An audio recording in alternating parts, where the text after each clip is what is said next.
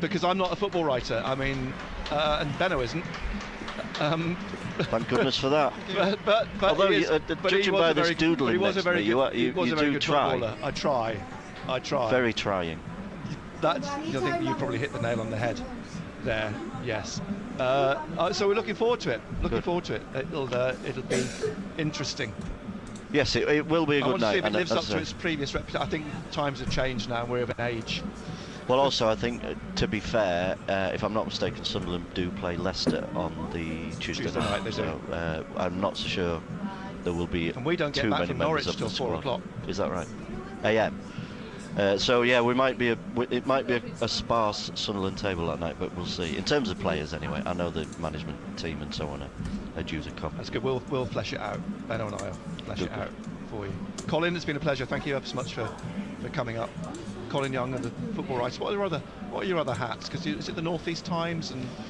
Yes, I'm currently writing for North East Times, which I've very much enjoyed doing. A lot of football and sport in there, but covering the thriving North East business community. I find it's really interesting, actually, and interestingly, sort of from a media point of view, the landscape is changing there as well, and seeing how social media is being used increasingly by publications, magazines like that. So it's it's an interesting time, and you know, a prestigious magazine, at least until I started writing for them anyway. There is one other piece of news, is the dinner does include the Sir Bobby Robson Award, which is for the and jointly with the North East football writers, we have a Personality of the Year award, which is really someone who's made a contribution over not just, you know, sort of the last year, but over time, and has become an integral part of North East football, and someone who affects and is positive towards the wider community. Who could possibly fulfil? I mean, it's you know, it is hard because there are very few legends that you can have the opportunity to spend time with and work with, but we're very fortunate in the North East that we do breed them, and we do have plenty of them. But clearly, the outstanding sort of person this year, personality, is Mr. Gary Bennett, who is well. Is this live on air? This is live on air. Live, Gary Bennett, MBE. Indeed, the recipient of the Sir Bobby Robson Foundation Award for long service and services to the community, and probably a lot more besides. Thank you very much. Congratulations. I am in shock there, by the way. It's not often the man is speechless. It has to be said. Should have seen his face. It's a shame we didn't have. He even put his TV. He put his sweeties down for a minute there, didn't he? Thank you very much. No, it's. I mean, it's a reflection. As I say, someone who has done so much, not just for football, but you know, for the wider community through football. And those of us that get to speak to and work with Gary know what a great bloke he is. And I think that I've been lucky enough to get to know someone like this, and you know, when I came to the North East, stranger in a strange land, but Gary was one of those who kind of spotted that and would look after people, and he's always just been a fantastic ambassador, not just for this club, but the North East. Well, I've got to say, you know, it's the people, you know, and I've mentioned before, I was born in Manchester, but I was made in Sunderland, and the reason behind all that is, you know, people like yourselves, the people of Sunderland, the people of the North East, and you know, we did a podcast the other night on the way home, and we was talking about, obviously, you know, it gets into your blood. You know, that's part and parcel of what the area is all about. You know, the people, no matter where you're from, you know, you could be on your own, turn up in the North East, you'll be welcomed. Definitely. So there's always somebody there who'll want to speak to you, want to help you out, and you know, from my point of view and from where I'm coming from, you just want to give something back. You want to give some back to the area, to the North East, because you know, they're so giving, they're so helpful. You know, we've seen time and time again in regards of when it calls for support, charities, anything. One thing's for sure is that the North East will get behind that charity or get behind support. And you know, we've seen, you know, the last home game. You know, we talk about Michael Beale, and obviously what he's going through. You know, his niece, and he was touched. But that's what it's all about. The North East people touch you. They get to your heart. Yeah, definitely. And you know, you just become part and parcel of it. Well, congratulations, Benno. It is an honour. I think one of the things you'll have seen this as well, Nick, is that I think that when Sunderland supporters or football supporters meet this fella, they remember it. And what you're saying there about appreciating the North East people, I think that you show that appreciation so much when you integrate and when you meet people, that, as I say, I think that a Sunderland supporter who's met Gary Bennett will remember the day he met Gary Bennett. And I think that there are very few people in life, and certainly in football, who can achieve that. And you know, you've done it, I reckon, from probably day one that you. Hello, Mike. How are you arrived in doing? this region Cabby, how's it going, mate? the From fact that, Melbourne, like Australia. me, How are you doing? What's the weather like? you probably there in lived here Australia? longer than you lived in Manchester. top Certainly, of it, I have yeah, in the well, I've got North East, this and so blue I top. regard this as home now. My kids are, Which bless them, I'm just a retro Mackhams. freak. So, you know, it Long does, it sleeves. gets under your skin, and I think Obviously that, like I it's, say, to have someone like this who is chilly. a fantastic ambassador, not just for the region, for BBC Radio Newcastle, but also for this club, is it's a thoroughly, and I'm surprised he hasn't said it already, overdue award for an absolute legend. Well, he's still stopped. He was stopped by a father with his young daughter coming up the steps for a I saw selfie that, yeah. just half an hour ago, and we still, wherever we go, you're still being stopped by young children who couldn't have ever seen you play, but that, you know, you're still legendary. But again, Nick, you know, and Colin, you know, you become part and parcel of the football club, and you don't do things. I don't do things to get awards. tonight, Sue? I do things because I want to, and I want to help people, and I love the area, and any chance or any opportunity I can do, that's what I do it for. I don't do it to, for instance, get a pat on the back. Well, you're going to get a free meal out of this next weekend. So. No, he's not. Oh, is he Pride not? is paying. Oh, is he? Angela says, Yeah, I didn't good tell him eye, pay. Mike. Oh, right. Oh, Pride is paying. He thinks it's a Glad you freebie. mentioned that. Yeah. Live on air. Yeah. Thank you. We can rewind that Absolute during the pleasure. week, Pridey. See Well, if Steve fantastic. Fanny out there. Thank you. Brilliant Predictions news, for and mine. I look I'm going forward for to a seeing you receive your award. a very risky 2-0 next win to weekend. Sunderland. Us too. There's only one Brilliant. Gary Colin, thank you Bennett. so much. No, Yeah, thank I you know. for inviting me up 2-0 next Thank you, week. Colin. Gary, Pleasure. thank you very Thank much, you. and I look Missed a forward to few seeing you players, both next but week. I've got to beat these at some Excellent. point, Looking forward to haven't it. Colin Young, chair at the I? Football Dunn's Writers 1966. Hi, Association. Malcolm Cabby. I'm So, tuning in from sunny that's, Lincolnshire. Hopefully, a good win. something to today, look forward to however, lads. in the Sunny coming week. Lincolnshire. It was Thank you very sunny much, this Steve. morning here. Quickly, we're going to Because I head live to the just studio in a outside moment. of Colin Carlisle. White is sitting And it's there still patiently overcast, but listening it's to all dry. this. It's not shocking it down. Interested to see what he makes of it. Because I'm just sick to death of it. Patterson, Yeah, Hume, constant. Sealt, 09 and Hjelde is the back Me four too, goalkeeper from, for Sunderland. Duns. Neil and Ekwa, They've Barr, got 2-1, Styles, Rusin and Jobe, the starting lineup for Sunderland this afternoon. Swansea make 2 changes. Plachetta and Cullen come in for Ollie Cooper and Jerry Yates. Right, BBC Radio Newcastle. Apologies to Colin. He's been sitting patiently at Radio Newcastle, waiting to give us the roundup of the sports news and whatever else is happening this afternoon and has happened, cricket, etc. Football match tonight as well. Apologies, Colin. It's all yours. No need. It was a very enjoyable conversation, and congratulations to Gary Bennett once again. Thank you to Barnsley and Benno. Back with you in about 5 minutes' time.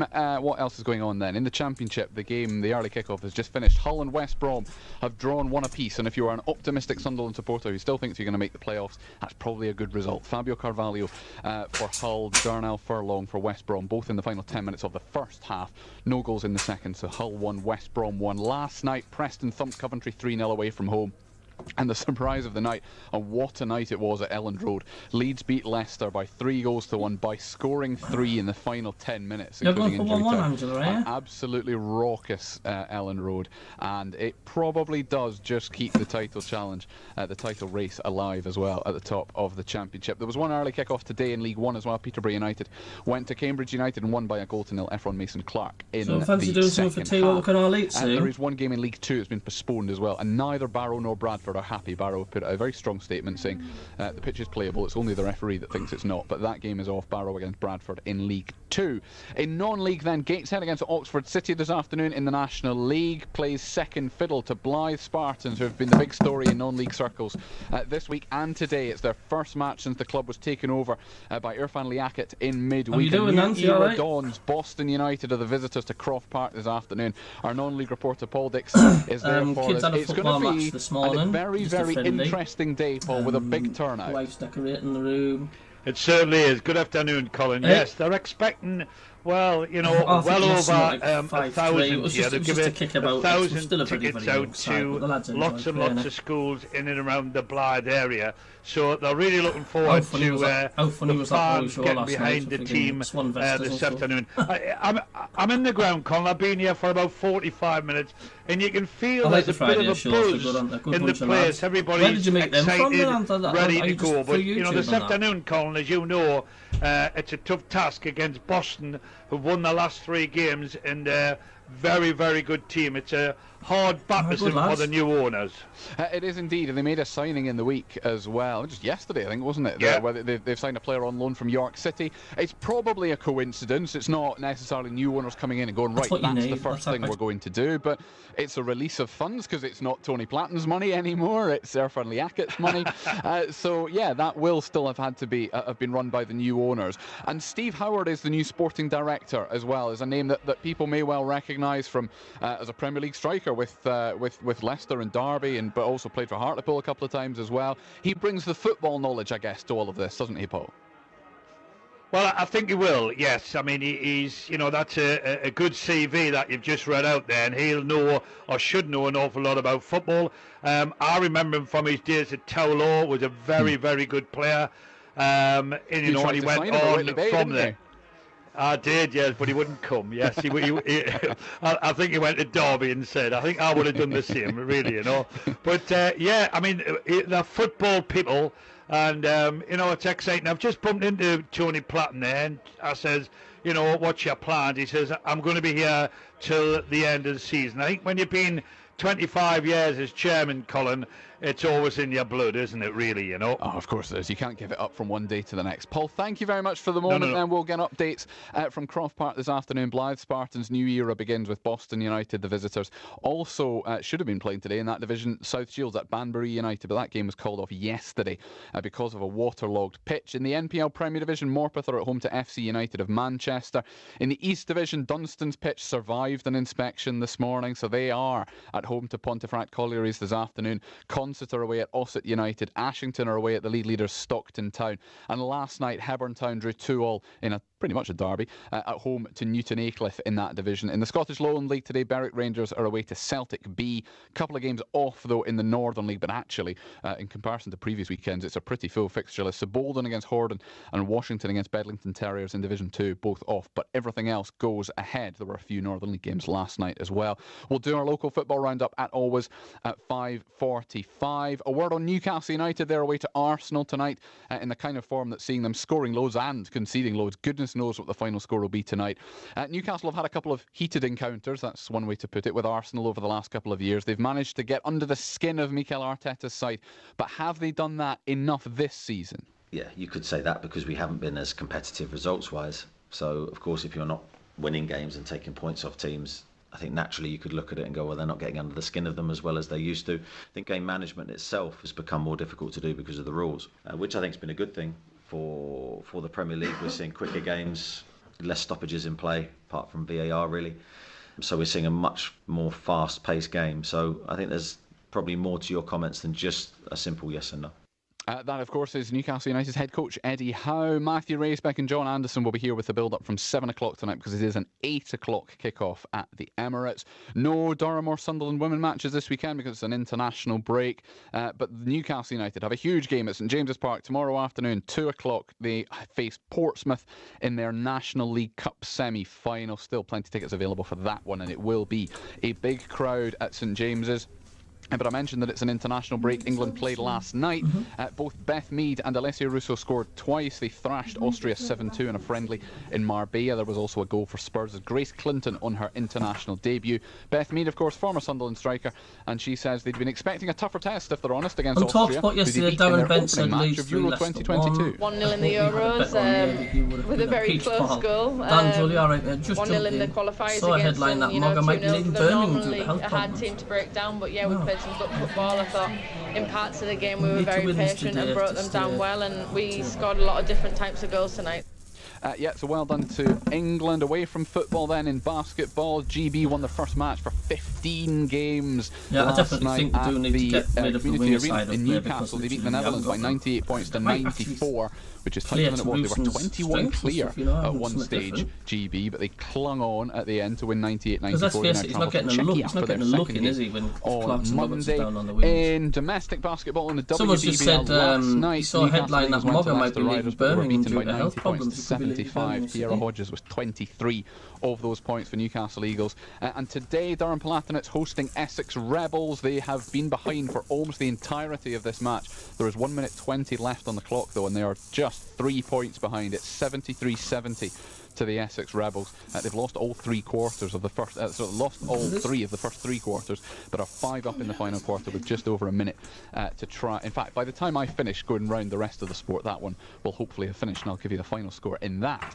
It's another Six Nations weekend, of course. The Calcutta Cup is up for grabs this afternoon. Scotland take on England at Murrayfield at 4:45. Scotland are looking for a 4th Calcutta Cup win in a row, but England are looking to make it 3 wins from 3 in this year's tournament. So, England coach Steve Borthwick still reckons that they go to Edinburgh as underdogs. They should be confident in the sense that they've dominated this fixture. They've got a team that's so well settled with a coach who's been in place for 7 years. So they should understand how they're trying to play and what they're trying to do.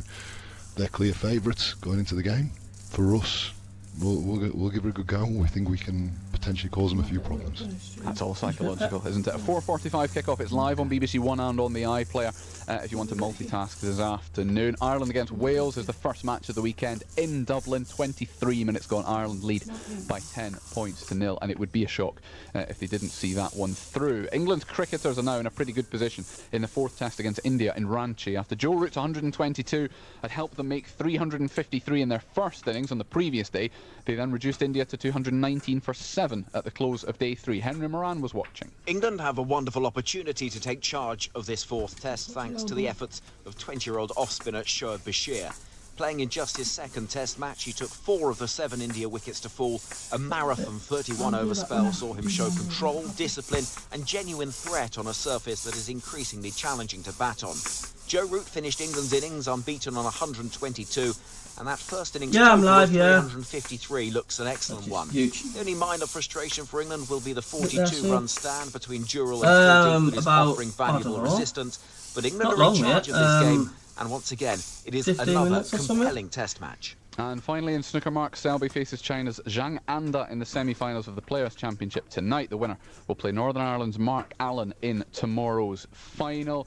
They've had 2 timeouts at Maiden Castle in the basketball between the Palatinates and the Rebels, so they still haven't finished. They've got 1 minute and 3 left on the clock, but the Essex Rebels now lead by 5, so you're going to have to wait until half-time to get the final score from that one, because we go back to the Stadium of Light, building up to Sunderland against Swansea at 3 o'clock. Here, back again, the company of Nick Barnes and Gary Bennett. Matt Bailey at breakfast. America has landed a spacecraft on the moon, and when they did it, this is what the engineer said. I know this was a nail-biter. Yeah, but is it really a nail-biter? Matt B. and Morpeth, you've got a moment that's more nail-biting than landing something on the moon. Yeah, it's that point when you've just put the bin out, not sure which colour it's supposed to be, and you just have to trust your gut. It's a nail-biter. Neil, what's yours? Well, Matt, it's got to be when you're in Greggs and you get your cheese pasty, then you decide, is it a jam donut or a custard caramel donut afterwards? It's a true nail-biter. Matt Bailey at breakfast. Back Monday morning from 6. BBC. I'll just mute the radio while I'm chatting anyway, so you guys can hear me more, and then I'll turn me off and you can listen.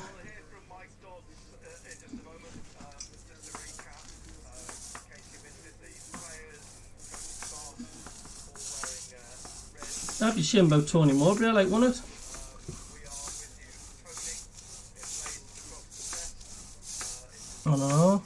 hello from Thailand. Hello, Dan. You alright, mate? Don't know. I mean, some people just like to... I don't know. I mean, some people just like to keep it private, don't they?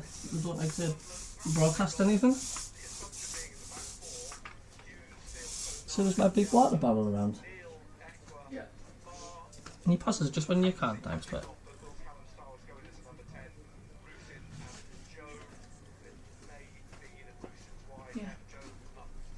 Cheers, thank you. All you can do is just hope that he's alright, eh? Thanks, mate.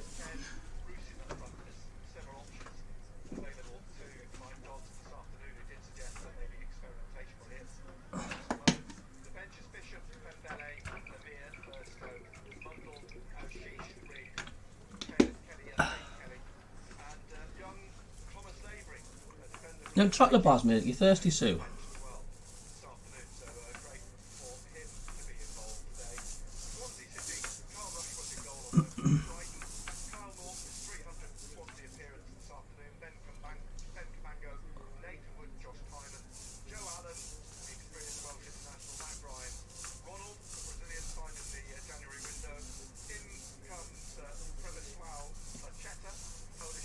Tell you what, Anth. I just hope it's just me and I just hope it's me, you, and the lads, and not Jacob, like, because it's. I cannot stand him going, get in every 2 minutes. Why? What's so funny? Like, what's so funny? Oh, sorry, Jacob. You all right, mate? Sorry, mate. You all right?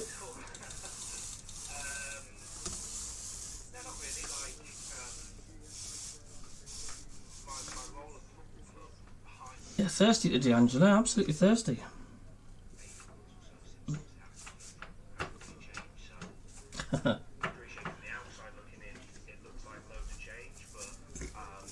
looks like a nice sunny day at the stadium. I tell you what, Anth and Jacob, I found they've upgraded the YouTube studio for mobile, so you can actually now trim out any copyright stuff on your mobile, which is really handy. I know.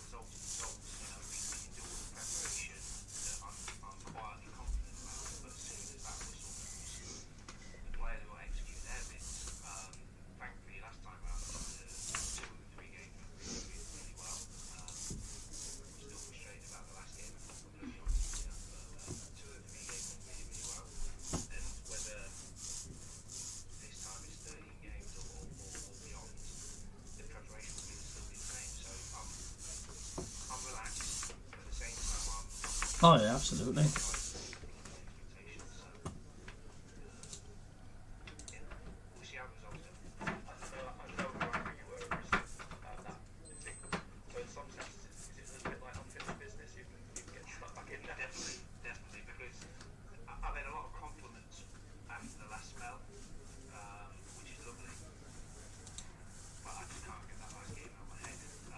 What got me for copyright was that 1940 song Harry Lauder, End on the Road, that Birmingham played for when the team ran out.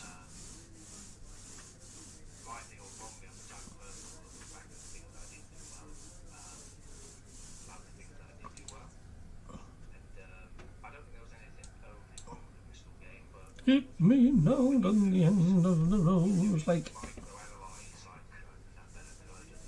I wish its copyright would sort itself out, really, but we're not making money from it, are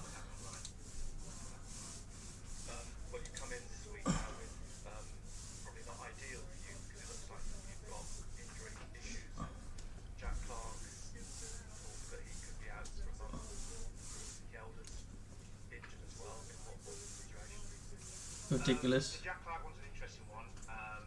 Maybe a bit loud on the commentary. Is that my mouth, my voice, John, or is it the radio? Because I've not got the radio turned on yet because they're just there's a lot of adverts and stuff going on. There's nothing really much happening. Struggling to get the stream on the stick. Yeah, sometimes it's like that, Christian, isn't it?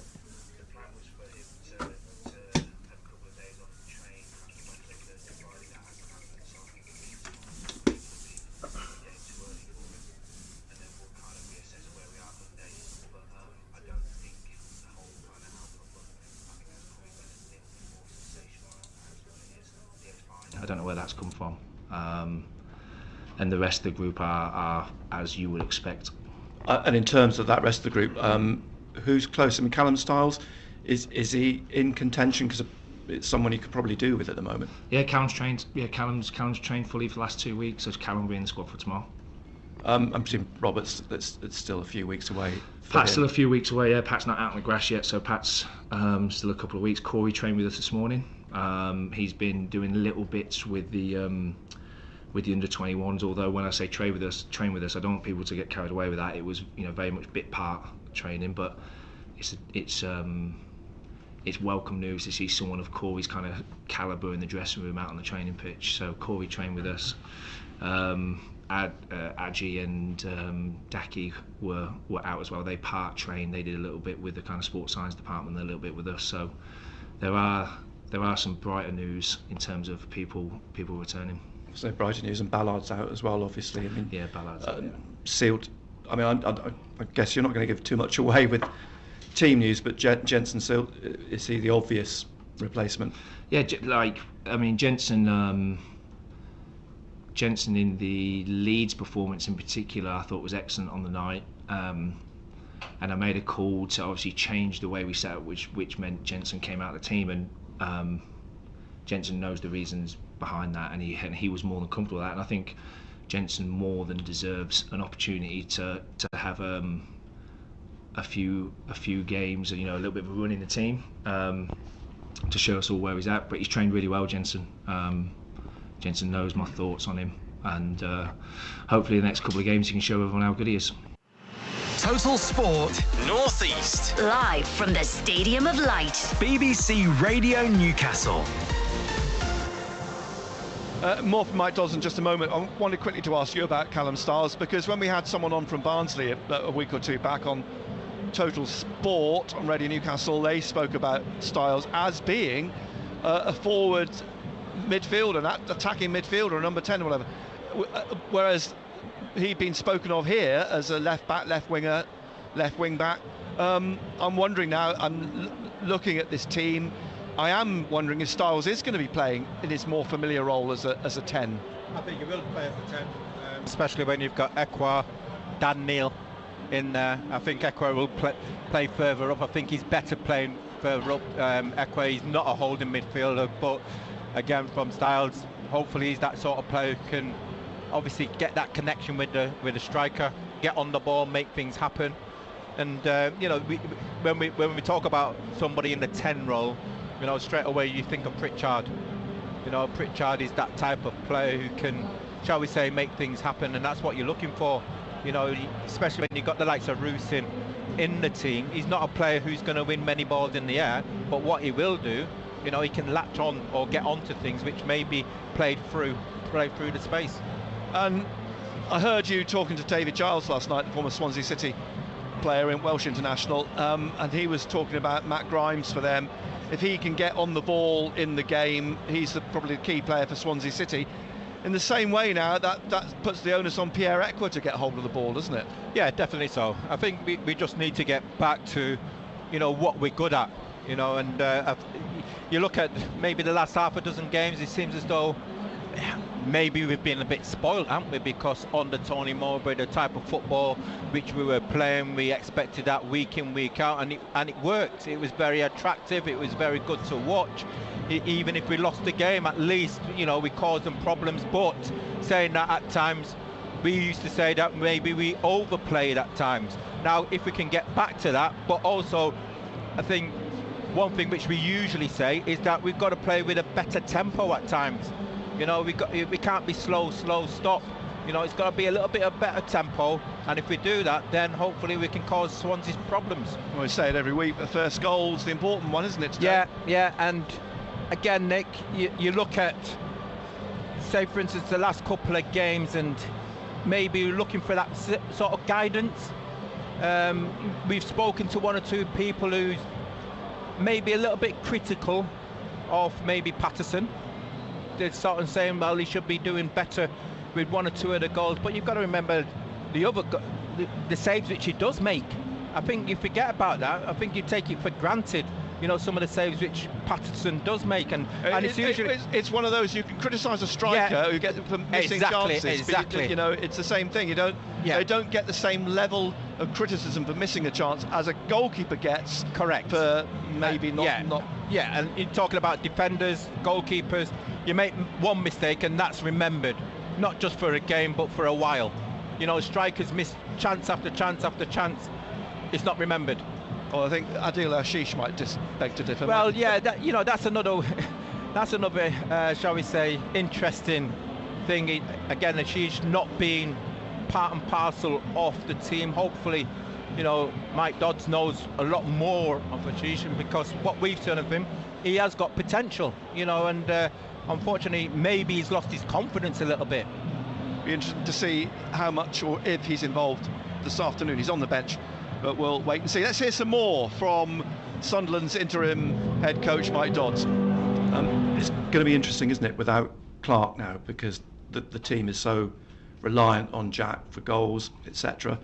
It's going to be the first chance to see the team without the star player, the star man. Yeah, definitely. And it will be, without giving too much away, an opportunity for me to maybe tweak and change one or two things. I think last time I showed that, and I mean this respectfully, that I will make decisions that I feel is best for the group. And when you have someone like Jack that's been taken out of the team, you have to try and come up with solutions to that. So the next few games, in particular the one on Saturday, the next few games will be really interesting in terms of team selections. How do you look at these 13 games now? Because the 2 defeats and other results this week have effectively dropped you. You're 7 points off the pace. Are you looking at it as let's just get to the end of the season, regroup, or are you ambitious in the sense that you still believe that you can reach the top 6? Yeah, well, it's the latter one, definitely, 100%. Like, there's still a huge amount of football still to be played. The league has shown that, you know, anyone in the league can lose back-to-back games. So even the teams in front of us, you know, they're not within touching distance. So we've got to do what we've got to do. As I said to you when I came into the room, it's not lost on me the magnitude of the football club. It's not lost on me in terms of the expectation. And we've got to kind of live up to that. Whether we're good enough or not good enough, that's the aspiration. And my mentality, my mindset is I'm going to go and try and win all 13 games. And what might happen with that, I might lose a game because I've been overly bold and I'll get criticised for that. And then some games we might do really, really well and I'll get praised for that. But when you sit in this seat, I accept that's what comes with the territory. So my mindset is, and the players' mindset, every time we prepare for a game, it's never to go, right, can we shut up shop here, or can we nick a point, or can we do this? It's every focus is on winning the game. So we'll be looking to win all the games.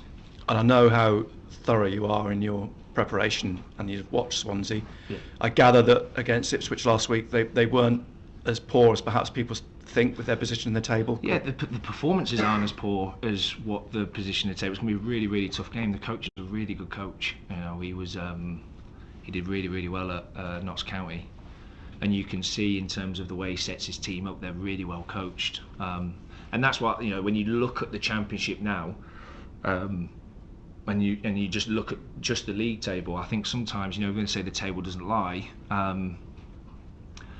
I think in terms of when you prepare for a game, you would have a counter argument to that. Swansea's going to be a really, really tough game. You know, they have a certain style of play, a certain brand of football, and they have a really bright coach as well. So, looking forward to the game.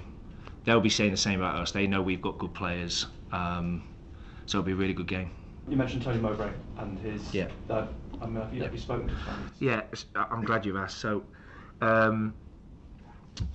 obviously, Tony spoke to me after the game on Saturday. So obviously, I was I was aware of the situation before it came out on Monday. The players, I felt it was important that the players heard it from me on Monday before it broke on social media, so I spoke to the players on Monday around it. It's amazing when something like this happens to a good man. You reflect on you don't realise the influence they've had on you. So I'll be honest with you, Sunday was a really difficult day for me personally, and I know a lot of the other staff. So Alessandro and Michael Proctor, it was shock, and we were really disappointed for Tony.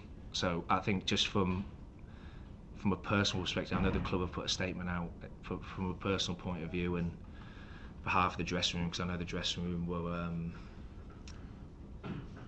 they were upset on Monday, and everyone associated with the football club, we just wish Tony all the best. I have spoke to him. I think this sums up Tony, that he's obviously going through what he's going through, and then in the week he has the class and quality to pick the phone up to me and wish me all the best, and say some really nice things about me when he's got his own things going on. I think that says everything about Tony. So just from a personal perspective, I just want to wish Tony all the best. I want to wish Mark Venus all the best at Birmingham in terms of stepping in, because they're two really good people. Amber and his 3 kids. So everyone. So everyone from the first team and everyone associated with the football club, we wish him well, and we hope he's back in the dugout as soon as possible.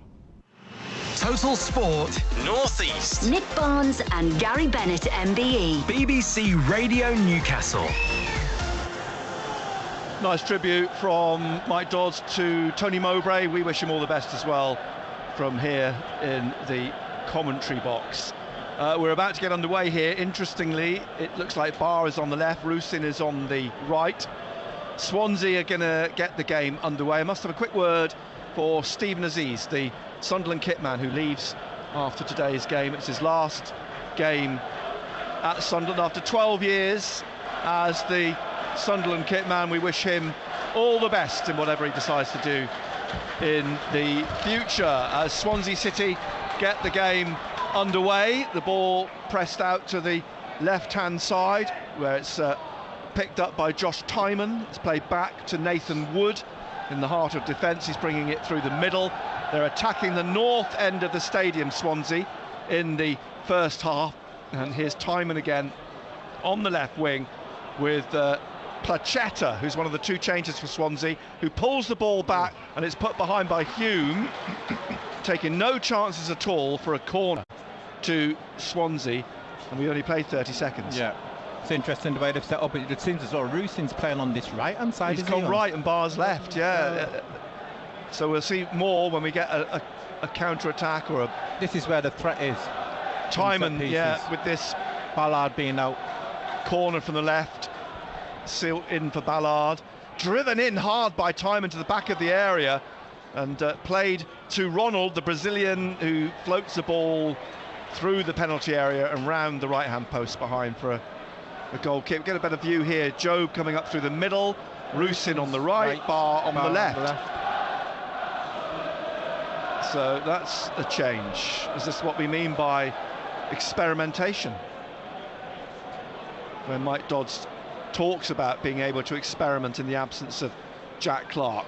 Definitely Job up the middle as the ball headed down and out. It's a throw to Sunderland on the right. Keith Stroud is the referee this afternoon in a bright yellow top, black shorts. Sunderland, of course, in their red and white stripes, and Swansea all blue with gold embellishments, if you like. The ball played back here to Sealt, wide on the right. Liam Cullen, who's in for Jerry Yates. He's on the bench, Yates, this afternoon up front. And then Plachetta wide again. It comes back to Tymon, who plays it inside to Nathan Wood, born in Ingleby, Barwick, and began his career at Middlesbrough, yeah? I've just been speaking to his dad. Have you? Dean. Excellent. Well, but he played, didn't he? Dean Gordon, yeah. Dean Gordon. And the ball comes back to goalkeeper Carl Rushworth, all in yellow, on loan from Brighton. Sweeps the ball right downfield. Yelder gets a foot to it, one back though by Swansea in the centre. Jamie Patterson trying to get it forwards, but Hjelde tries to clear again, not wholly successfully. The ball whipped into the penalty area by Patterson, but he couldn't get it through to Cullen, and it's cleared into the sunshine on the edge of the pitch on the far side. The East Stand bathed in February sunshine this afternoon. Throw then to Swansea, taken by Kyle Norton, who's making his 300th Swansea appearance this afternoon. Played back into the heart of defence to Nathan Wood, and Wood into the centre circle, plays it wide again on the far side to Norton. Norton wide again, trying to get Ronald in, but it's one back. Jobe inside to Dan Neil, flicks it back to Hjelde on the left of the penalty area. Cullen goes to close him down, and the ball floats out for a throw to Swansea on the right. And that's where you miss the likes of Jack Clark, because he can bring you right up the pitch, can't you, from deep the out ball, isn't yeah. it? 4 minutes in, Sunderland 0, Swansea City 0. Throw which will be taken by Norton again, just inside the Sunderland half on the right hand side. Looks to be a healthy crowd in here this afternoon, and not that we can see them, but I can just get the impression from the stewards where they are. There seems to be a good contingent from Swansea who've made the journey up from South Wales. A long journey, as we can testify to. Ball comes back to Anthony Patterson, who's in light blue this afternoon, jogs out to the penalty spot almost, and takes a few steps back and rolls the ball to Hjelde, and then out to the left wing, where Callum Stiles appears to be playing, as Neil has given the ball away here in midfield, whipped in by Joe Allen right through the penalty area and out to the right hand side, where Hume plays it off a Swansea man for a throw to Sunderland. Stiles then, he's playing not as a out and out left back, because Hjelde's there as that. I just looks as though they're playing with three at times, Nick. I'm just wondering, is it more of a three with Callum Stiles and Hume as the wing backs? Here's O'Nien through the middle, up through to Jobe on the halfway line, back to Ekwa. Ekwa now flicking it again to Jobe, runs into trouble, away comes Placheta. He's taking it on through the middle, checks for just a moment, he's trying to get the ball through here on the left to Patterson, whose ball is straight at Ekwa, and now out wide to Hume, looking for the run of Rusin, but it's cut out by Nathan Wood. Good interception, because Rusin would have been away down the right. Throw to Sunderland. Aston Villa 1, Nottingham Forest 0. 8 o'clock kickoff tonight for Arsenal against Newcastle. We'll have full commentary from the Emirates with Matthew Raisbeck, John Anderson on BBC Radio Newcastle. It's 0-0 here in the 6th minute. Ekwa from the throw from Hume, trying to get away from Patterson. He's done that. He's just at the back of the centre circle and rolls it out to Callum Stiles. Stiles now wide to Barr. Barr back to Dan Neil. Neil back to O'Nien in the middle of the centre circle, trying to find Hume wide on the right. Nobody in the bodies in the box, and it crashes off Tymon's head. Comes down here on the left to Placheta, who plays it inside to Matt Grimes. Out wide again, cut out by Sealt, sliding in front of Mike Dodds for a throw to Swansea City. Josh Tymon takes it back to Wood, across to Ben Cabango, gets his first touch of the afternoon. The goalkeeper plays it out to Tymon from the edge of the area, and it's played back again to Wood on the left edge of the area, closed down by Rusin. Stiles gets his head on the ball, drops though for Joe Allen, 33 years old now, 74 caps for Wales. And here's a ball threaded through again by Patterson to Placheta, who crosses deep. A chase for Ronald right over to the far touchline. He can't keep it in, the Brazilian, and it's out for a throw to Sunderland. Ronald signed from Gremio Annapolis in January. Martins. Cardiff 1, Stoke 0. If you missed the scores last night, Leeds came back from 1-0 down at home to beat Leicester 3-1. But the standout result was Preston winning 3-0 at Coventry. Yeah. I think that took everybody by surprise. Southampton 0, Millwall 1. Neil Harris having an immediate effect on his return to Millwall after a 5-year absence. Here's Timon trying to whip it down the left wing. Comes off Hume, throw to Swansea, who Luke Williams took over at the beginning of January. He won his opening game, FA Cup tie against Morecambe. Was close to winning his second game at Birmingham, but Birmingham, of course, under Tony Mowbray, his first game in charge, equalised in added time for a 2-2 draw. It's now Middlesbrough 0, Plymouth 1.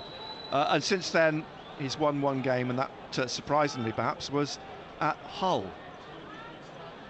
But they are playing better than the form seems to suggest, as the ball through midfield, picked up on the right side of central midfield and then played out to the left by Swansea, and Timon has it, then down the line again to Patterson, Jamie Patterson. Ekwa is trying to block the cross, which is played over the top of the goal and behind for a goal kick. Yeah, I think we've figured out what they're actually playing here, Nick. I think they're playing with 3 at the back. Yeah. Luke O'Nine's in the middle of Silt and Yelder. I think Callum Stiles is playing on that left-hand side, Hume on this right-hand side, and you've got Ekwa, Dan Neil in the middle, and Rusin on this right, Barr on the left, and Job in the middle. Yeah, yeah. Queen's Park Rangers 0, Rotherham 1. Rotherham, who were luckless earlier in the week, they were 3-1 down at Ipswich, pulled it back in the 90th minute to 3-3, only for Ipswich to score an injury time winner. Such is your luck when you're at the wrong end of the table. Throw for Swansea. Timon gets it back here on the left from Matt Grimes, blocked by Hume. Timon, Ekwa plays it through now to Job. He gets it out to Rusin, wide on halfway, looks up, tried to play it through for Job, just knocked out by Wood for a throw to Sunderland on the right. In front of Luke Williams, the 42-year-old who was Russell Martin's assistant at Swansea City when Russell Martin was in charge, and has rejoined the club from Notts County, of course. Another throw to Sunderland on the right, a few feet down from Luke Williams.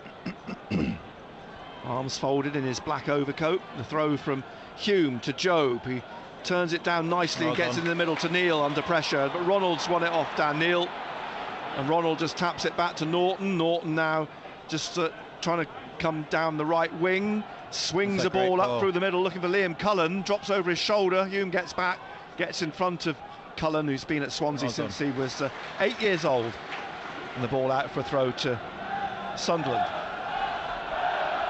0-0, 11th minute, live on BBC Radio Newcastle, as Sealt looks to take the throw, finds Ekwa, back to Sealt, knocked out by Patterson, Jamie Patterson. You're just looking at it and you just think that we haven't got an outlet, have we, really? You know, Job wants to drop short. But he's having to drop, isn't he? Very deep. Drop deep. Then you've got Barr who wants to come deep. I mean, Rusin's your natural outlet, but he's here wide and looking more to put balls through for Job. But Swansea lose it. Dan Neil gets it, plays it to Stiles, back inside to Neil, back to Hjelde at the left corner of the penalty area, out to Neil, back to O'Nien. Hjelde did say centre-back is his favoured position. The ball comes to Matt Grimes in the middle. He gives it away to Job. Job now, what's he going to do here? He's got Barr down the left. He finds Barr on the left wing. He's under pressure. He's played it back inside now to Stiles, looking to lift it into the path of Rusin in the penalty area. Gets his left foot wrapped round it, but over the bar. He had a defender on his shoulder. Yeah, good run by Rusin. It's on his weaker side though, on that left-hand side, on his left foot. Yeah, a chance, half chance, coming in the 13th minute for Rusin from 10 yards out. Half time in the Six Nations Ireland 17, Wales 0. 4 o'clock, I think it's England-Scotland, isn't it, this afternoon? Here's Wood back to the goalkeeper, Rushworth. He drives this right up through the middle. Looking for Norton, actually. He's gone right up front, but now he'll have to get back. Sunderland look to try and get forwards with Barr tackling with Cabango. The ball comes back to Hjelde. Hjelde inside to O'Nien. O'Nien just outside his area in the middle, through to Neil, has driven it right through the middle straight to Nathan Wood, who plays it back to goalkeeper Carl Rushworth, out quickly to Cabango. Then Grimes out wide on the right hand side to Norton, back into Grimes wide, well done, just leaves it here for Cabango to lift high up into the Sunderland half. Cullen looking for it. O'Nien, they're calling for a handball on Hjelde. Swansea half-heartedly, Liam Cullen, and then picked up by Norton on the right. Styles picks himself off the floor down that right wing. Ronald now trying to dribble into the penalty area. He's trying to shake off Hjelde, pulls it back into the path for Ekwa, who plays it down to Styles, who loses it, blocked by O'Nien in front of Patterson, but the referee's seen something and blown for a free kick for Sunderland. It's interesting, you know, not even played 15 minutes yet, Nick. You just think that we're just struggling to get out at times, aren't we? And that was a bit harum-scarum, that little moment. Here's Jobe up through the middle, needs support, right past Rusin, through to I think that Rushworth. just summed it up there, didn't it? Communication, misunderstanding. 0-0 still, 15th minute, back with Rushworth. Jobe goes to close him down, passes it straight out to Rusin, couldn't get a foot on it, but he still managed to come back and lay it off to Hume. Back to Sealt on halfway, then O'Nien in the middle, forwards to Neil in the centre circle, and back to Hjelde on the left. He's got Barr wide of him on the touchline on halfway. Barr inside to Dan Neil. Neil now swinging it wide to Hume, takes it on his chest on the touchline just in the Swansea half. Inside then to Sealt, who's trying to twist away from Patterson. Back to O'Nien, and at the edge of the centre circle, through here to Callum Styles. Styles runs into Cabango, still has possession though, Styles, and lays it off to Ekwa in the middle, and he's now trying to get forward himself, trying to go around Ronald, plays it out to Barr on the left.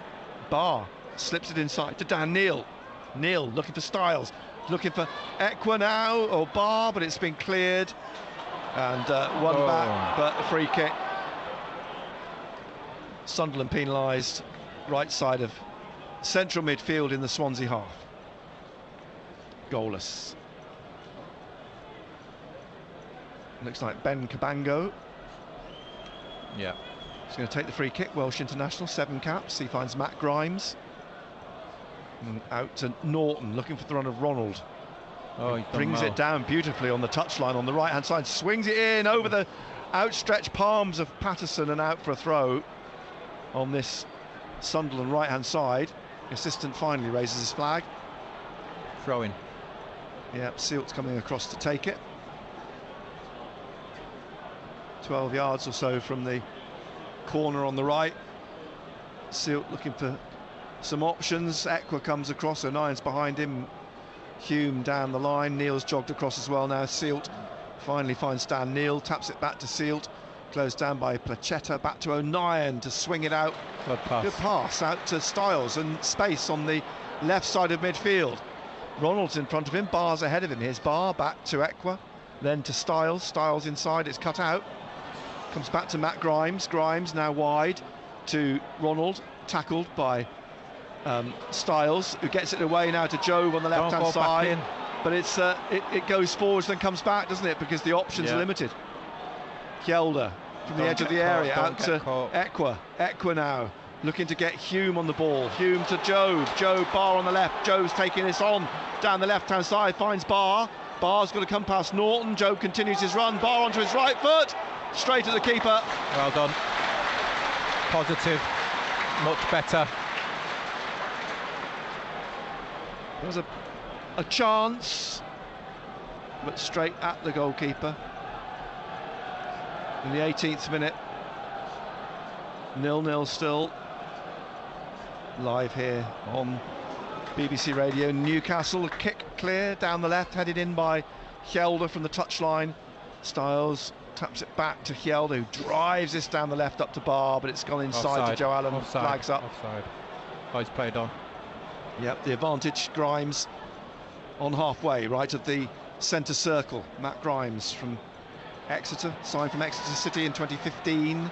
Ball comes back to Rushworth at the edge of the Swansea penalty area. Bristol Rovers 0, Carlisle 1. And can Carlisle hang on for a rare win? Paul Simpson, 2 years in charge at Carlisle this week, but they're marooned at the foot of League One. Here's Sunderland trying to get forward. Hume to Rusin on the right-hand side of the penalty area. Low ball right through the penalty box, behind Barr, too far in front of Job, and that was a possible opportunity that went begging. Played out now to Timon, inside to Grimes, getting the ball out wide again to Placetta. He's slipped it through on the left-hand side here of Sunderland's midfield to Timon, who swings the ball in, and it's palmed away and stabbed home by Ronald. Too easy. Far too easy for Swansea. The initial chance from Patterson, palmed away by Anthony Patterson, right into the path of Ronald, and the Brazilian scores, stabs it home. But the thing is, Nick, you know, it's a great cross in by, but they had men in the box. They had 3. You know, so, you know, he skipped past, Patterson's made a first save, but they've got another 2 options there, and he's followed it in. We do not have that. We've only got 1 option when we're going forward. And suddenly the mood, you can just sense it, the tension. They've gone a goal down, the Swansea fans up above. And this is where you're looking Patterson. This is where you're looking at experience to deal with this now, because you've got to show character now. Yes. 2 half chances, but it's Swansea who get a chance. They get a sniff and they scored. And his first Swansea goal for the Brazilian, one for Estrela when he was on loan there in the first half of the season. But it's Sunderland 0, Swansea 1. Sheffield Wednesday 1, Bristol City 0. Here come Swansea again. The ball slipped through to Cullen, who lays it back off to Timon on the left. He's swung in another ball. In again. It's dropped in again here for Ronald, but it's somehow hooked away off his feet by Styles. And your heart was in your mouth again for a moment there, because it was Timon getting the ball in again and caused problems. And Sunderland could have been easily 2-0 down in the space of a minute. 1-0 still though, and the ball back with Rushworth, who's strolled out into midfield. Gateshead 1, Oxford 0. Oxford City, of course, not Oxford United. I just look at Sunderland and, yeah, they look a little bit disjointed for me, Nick. I know we're missing 2 key players. You're right about that Jack Clark outlet issue. I mean, this is what the fear was, wasn't it? Without that outlet, how would they counter? See, we can't go anywhere. Look, where are we going? We're pinned in at the moment. Pinned in, can't go anywhere. They've lost possession here. Slipped through to Placetta, edge of the area. Is trying to open it up here. Ekwa's trying to close him down. Palmed down again by Patterson. Fortunately, Hjelde was in front of Cullen, and they've got the ball out Sunderland on the right to Trey Hume. But Swansea at the moment are sensing blood, aren't they? They feel that there's opportunities. Barr now pushing forwards down the left here. He's swung a ball in for Job in the penalty area, but he's been forced wide. No. And has to play the ball back to Hjelde. He's looking for it again on the left wing, but fouls Norton, does he? Norton's gone down. He's lying on his back, clutching his face. The ball's gone out. Referee Keith Stroud is strolling across. At 23rd minute now, we're halfway through the first half, a quarter of the way through the match, and Sunderland are behind. Up gets Norton. It's going to be a throw to Sunderland. What's the referee waving? He's waving on the Blackburn 0 Norwich 1. Norton's going to get treatment here. I think he was knocked in the face. Or is it Ronald now? Ronald's being told to walk off the pitch. Yeah, he's asked for the trainers to come on. Well, he's had to go off the pitch on the far. Keith Strauss made him go off on the far side. So Swansea then down temporarily to 10 men. I say that, they're down to 9 because Placetta's off the pitch here as well. He now comes back on and the throw has been taken. Ekwa through the middle. He's thinking about shooting and he does. It's just off target, just wide of the right post. Optimistic to shoot from the middle of the Swansea half. Slightly desperate, you'd say. Slightly desperate, Nick, and again, you know, we're looking at the bench, you know, and see who or what can we do to change things. Impatience with Swansea. Goalkeeper lining up a goal kick. Ronald's back on the pitch. Players over on the far side. Rushworth takes the kick, swings up through, and Luke O'Nien goes down. He stays down. Ronald's on a break in the penalty area. The cross here, put over the bar from 6 yards. I'll tell you what. And that should have been 2. That should have been 2-0. And I think it's Jamie Patterson. I think he knows it. We've missed the header. You know, Luke O'Nien's limping now. Yeah. You didn't win the header. It was Placetta who missed it. All of a sudden, they're in behind us. Placetta plays that over from 6 yards. Could easily have been 2-0. In the last 5 minutes, they could have been 2 or 3-0 up, Swansea. That's terrible.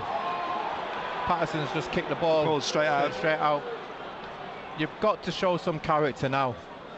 Time and then for Swansea with the throw. Looking for Placetta, then comes back to him indirectly, and then finally knocked out by Sealt for another Swansea throw on the left-hand side. Burstow, Al-Shish and Mundle are warming up. I'm not suggesting that they're necessarily going to come on. No. And here's Timon. See, look, you know, that's our striker. Timon is causing them all sorts of problems down this left wing with his crossing.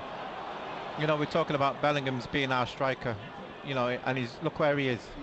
Here's Placetta. So Placetta trying to come in past Hume, blocked by Hume. This is another Swansea corner. Another threat, Nick, from set pieces. Yeah. So this from the left-hand side again. Jogging down to take it is Matt Grimes. And again, you say there's a test now for... Look at them, they've got 3 on the edge of the box. The England-Scotland game's 4:45 kickoff. I stand corrected, I said 4 o'clock. The ball swept in, headed down and smashed in the air by Sealt, headed back in. Oh, it's like pinball in the penalty area. And O'Nien's trying to get it away from Placetta, but Placetta fouls him, and it's a free kick to Sunderland. They're all over they just don't clear the ball. They are all over the place, Nick. You know what I mean? I would say just change it rather than playing 3. Go to the 4. Go back to a 4. Play with maybe 2 strikers. You know, we're trying to play football. Sometimes let's be a little bit more direct. Play to our strengths. Anthony Patterson then with the free kick. Up to Job, who heads it down, but Rusin's going to have to chase the ball, played back to the goalkeeper, played out to Timon again on this left-hand side, the 24-year-old left-back who's found Sealt in the end. They've won it again. Away. Joe Allen is bringing this through the middle. He's trying to play it across here to Ronald, brings it down on his right foot now, 2-0. It's absolutely 8 yards out. And Swansea are 2-0 up in the 28th minute. Nick, you've got to... You're still trying to play the ball out. Everybody knows the squeeze, win the ball. We're all over the place. You don't need to be a rocket scientist to know that. Get the ball forward. It's simply too easy for Swansea at the moment. I can see that. You can see that. Ronald bringing it down on to his right foot, and from 8 yards smashes it home. And it's 2-0. It could have been 3-4, 5-0. Arguably the way that Swansea have been opening Sunderland up. Easy, far too easy. They're playing at ease. They are. We're all over the place. Don't know what they're doing. You look at them. They don't know what they're doing. They don't even feel as though they're in second gear, Swansea, at the moment. It's almost like a training exercise for Swansea City, and Josh Tyman involved with Joe Allen, and Ronald's on a hat-trick. Change the shape of the team. That's what they want to do. It's a big ask of this team now to find 3 goals, isn't it, to win the game? That's the situation as it stands at the moment, as the ball swept towards the far post and put behind for a corner to Sunderland.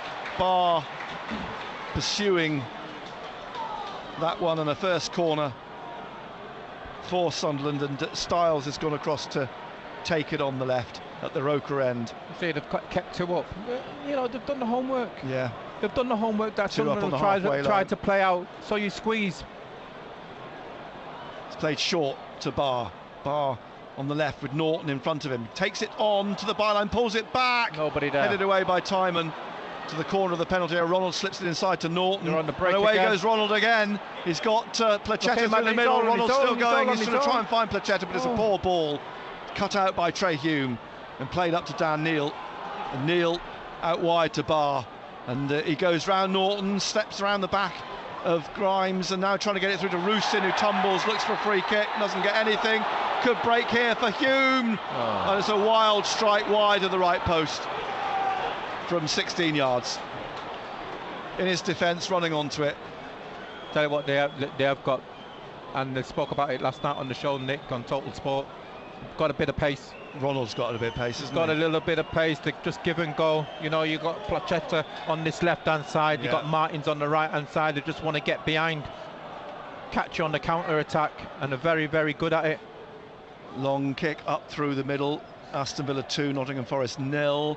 09 trying to head it clear again, drops for Styles on the left, up to Barr, who's stayed onside. The ball back behind him, played forwards by Styles again, and the keeper comes out and grabs it at the edge of the area on the right hand side in front of Job.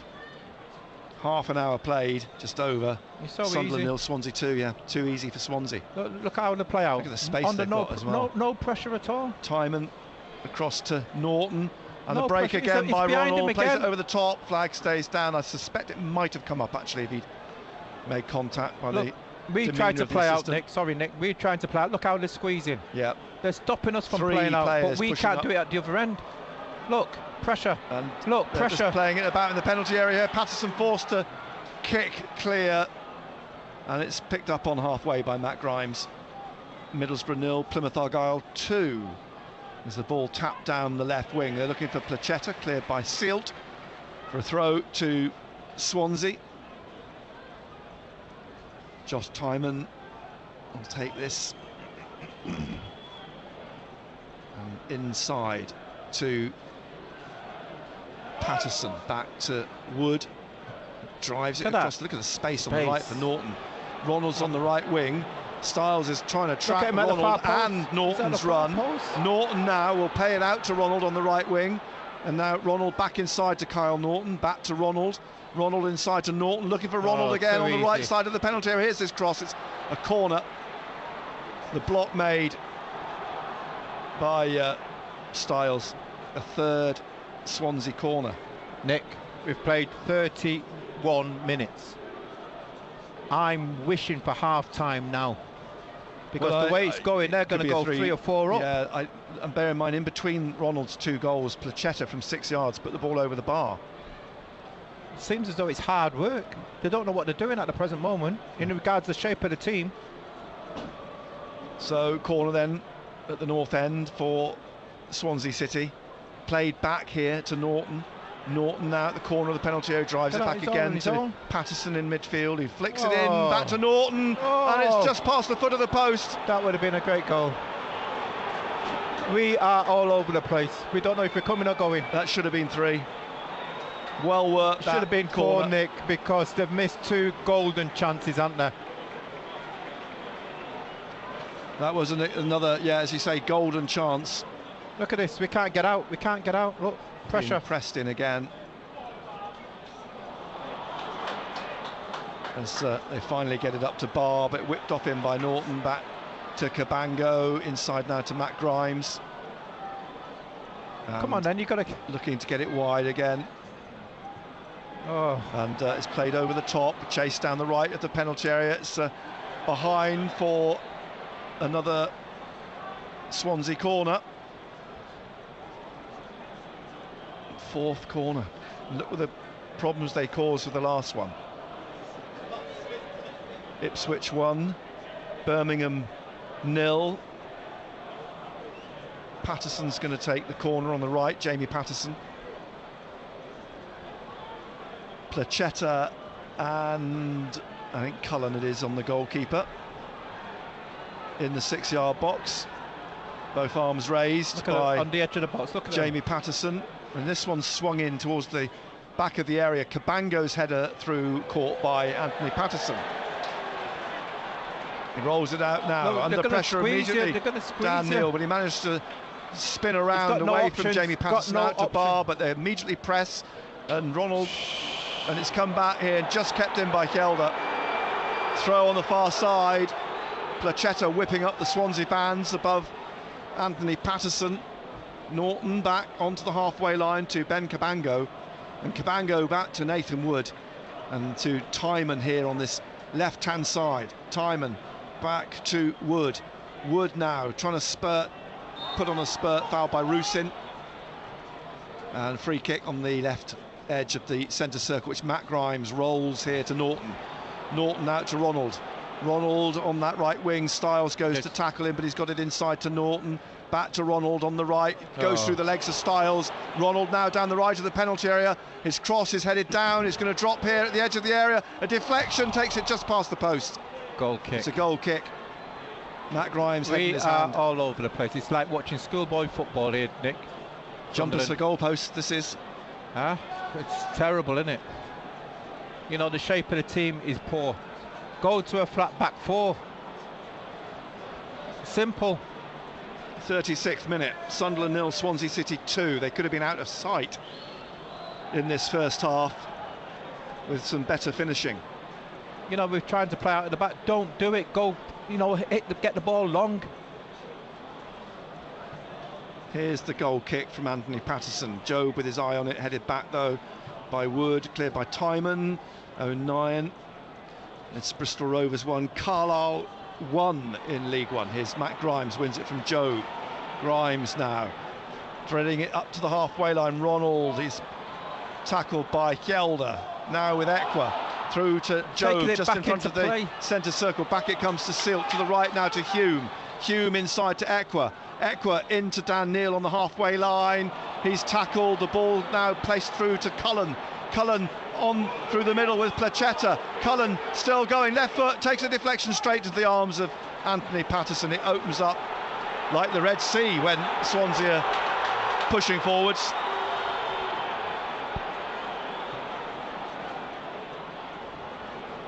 Out to Dan Neil, back to O'Nien, out again to Neil. They've gone to a flat back 4 now. I think they have moved to 4, haven't they? I saw some instructions being hollered from right doors, and Job's going to play up front. That's Barr on the right now. Right hand side now. Southampton have equalised. Southampton 1, Millwall 1. So they swap round. Rusin left, Barr right. 4 at the back. Stars into midfield. Throw though to Swansea City on the left. Timon will take it, of course, halfway inside the Swansea half. Referee blown, he had a word with someone. urging Timon on. Headed on by Hume, though, to Job, who nods it back. Picked up by Cullen, but he's given the ball away to Job, who's weathered a tackle and foul, in fact, by Placheta, who pushed him over. Polish international, 7 caps for the 25-year-old who spent last season on loan at Birmingham City from Norwich, but he joined Swansea from Norwich in January. Free kick which Trey Hume will take. It's pretty much halfway inside the Swansea half on the right of midfield. In the 39th minute, high line being held by Swansea, some 23-24 yards out. Hume swings the ball into the box, looking for Job on the far side of the penalty area, but it's stabbed out by Joe Allen. Look at him, going to catch and then a little flick through here. Joe Allen gets it down to Cullen. Cullen now on the right-hand side, down the right of the midfield, trying to get it through to Jamie Patterson, but whipped away. We need help. To Job at the edge of the penalty area. Now, here down the left is Timon, another cross in, put behind by Silt for another Swansea corner. Their 5th of the first half. Like you mentioned, Nick, another corner, another where you've got to defend, which is not our strongest point at the present moment. Oxford City down to 10 men against Gateshead, who lead 1-0. Short one, corner to Grimes. Grimes now dinks the ball in. Oh, it's off the post by Hjelde. Out for a throw. Hjelde hits the post. Nick, can't believe what we're seeing here. So, another escape. Could have been 5. Could easily. So, Timon gets the ball back from Grimes. Back to Grimes, Timon again on the left, and he is trying to shimmy his way through, finds the ball to Grimes. Timon whips the first time ball in, headed away by Luke O'Nien, out to Hume on the right of the penalty area. Then Dan Neil under pressure, he's fouled by Cullen. Free kick to Sunderland. 5 minutes of the first half left to, I was going to say, survive, to get through. I mean, it's certainly not comfortable for Sunderland at all, even with the change in formation. Patterson out to O'Nien, Aston Villa 3, Nottingham Forest 0. Hume calling for the ball on the right here. It's played still trying to play your way Neil, out. now to Ekwa, and it's played between Hjelde and Barr for a throw to Swansea. On the right inside the Sunderland half. If you're struggling to do that, Nick, let's just get the ball forward, play in their half. Simple as that. Down the right, Ronald flicks it inside, but Job's going to try and clear it. He's blocked. Free kick. He's won a free kick in the block, and this will be taken by Luke O'Nien. You know, I would put him here on. Well, he's driven this up now for Styles on the right here. Comes down off Callum Styles, now manages to get it through to Rusyn on the right of the penalty area. They now come in, but cleared easily by Cabango. Up to the halfway line, bounces in front of Sealt. He gets up, gets his head on it, and then his right foot through only as far as Matt Grimes, who knocks it on now to Jamie Davison, out to Placheta, who tries to swing it past O'Nien, but the ball just crept out, throw to Sunderland. This just a few yards down from Mike Dodds. Unfinished business, he said, after that Bristol City game. Will be even more unfinished business if he doesn't get something sorted at half-time. Pushed on now to they need a striker. Barr on the halfway line, back to Hjelde. Rusyn's playing through the middle now. Here's Neil to Ekwa, back to Dan Neil. He's tackled by Joe Allen. Norton now into the centre circle, through to Jamie Davis, now wide to Placheta. Placheta holding it for a moment, plays it back onto the halfway line to Timon, inside to Matt Grimes. Timon again, back to Cabango, back to the goalkeeper in the 43rd minute. and he will drive it out wide on the right, looking for Norton. Whips it away, or tried to, straight to Dan Neil, on to Barr, back to Neil, left of midfield, inside the Swansea half, taking this on now. Dan Neil trying to get it through to Jobe. It could break here for Rusin. His shot blocked by Cabango, comes back now on the right for Norton. Was he pushed? The referee doesn't think so. Ronald is now looking to take this on up to halfway. Ekwa and O'Nien go to close him down. So too does Jobe. They get the ball. Jobe's tackle. Ekwa inside to Dan Neil. Cut out though by Norton for a throw on the far side to Sunderland. Cardiff 2, Stoke 1. The throw will be taken by Hjelde, just inside the Swansea City half. Neil to Ekwa, back then to O'Nien. O'Nien to Sealt. Sealt threading it through to Styles, right wing. He's trying to get away and gets the ball inside to Ekwa's foul by Placheta. Quickly taken free kick. Sealt to O'Nien. Neil forwards down the left for Barr. Flag up. You've got no focal point, Nick. You know, Bellingham's dropping back in there amongst Dan Neil and Ekwa. Isn't Rusin now playing as a striker, or is he? He's playing up through the middle. I haven't got a clue what they're playing. What they're playing? Scrabble. Too many long words. Ball's played over the top. Ronald's chasing this. Is he going to get there? No. Flag was up. Offside. Let him run all that way. Anyway, that's absurd, isn't it? I mean, that's a good 20 yards he's run before making contact with the ball, which appeared to have gone out anyway, and then the flag is raised. Free kick taken on to Barr on the left wing, forced away by Norton to play it inside to Ekwa. Across here now to Hume on halfway on the right. He's got Styles ahead of him. Hume looks up, swings in across, easily cleared by Cabango, heads it out, and it'll go out for a throw to Sunderland in the last minute of the first half. Hume will take this back to Sealt. Sealt under pressure managed to survive the challenge from Liam Cullen. Back to Luke O'Nien, across then on the left side on halfway to Hjelde. Hjelde inside to Dan Neil. Neil into the centre circle, gets it away to Sealt. Sealt now bringing this forwards for Sunderland. And Ekwa inside of him. And Cullen pressing, 3 minutes of time adding on. We're into those 3 minutes. Back it comes on halfway. Hjelde to O'Nien in the centre circle. Looking for Hume on the right-hand side.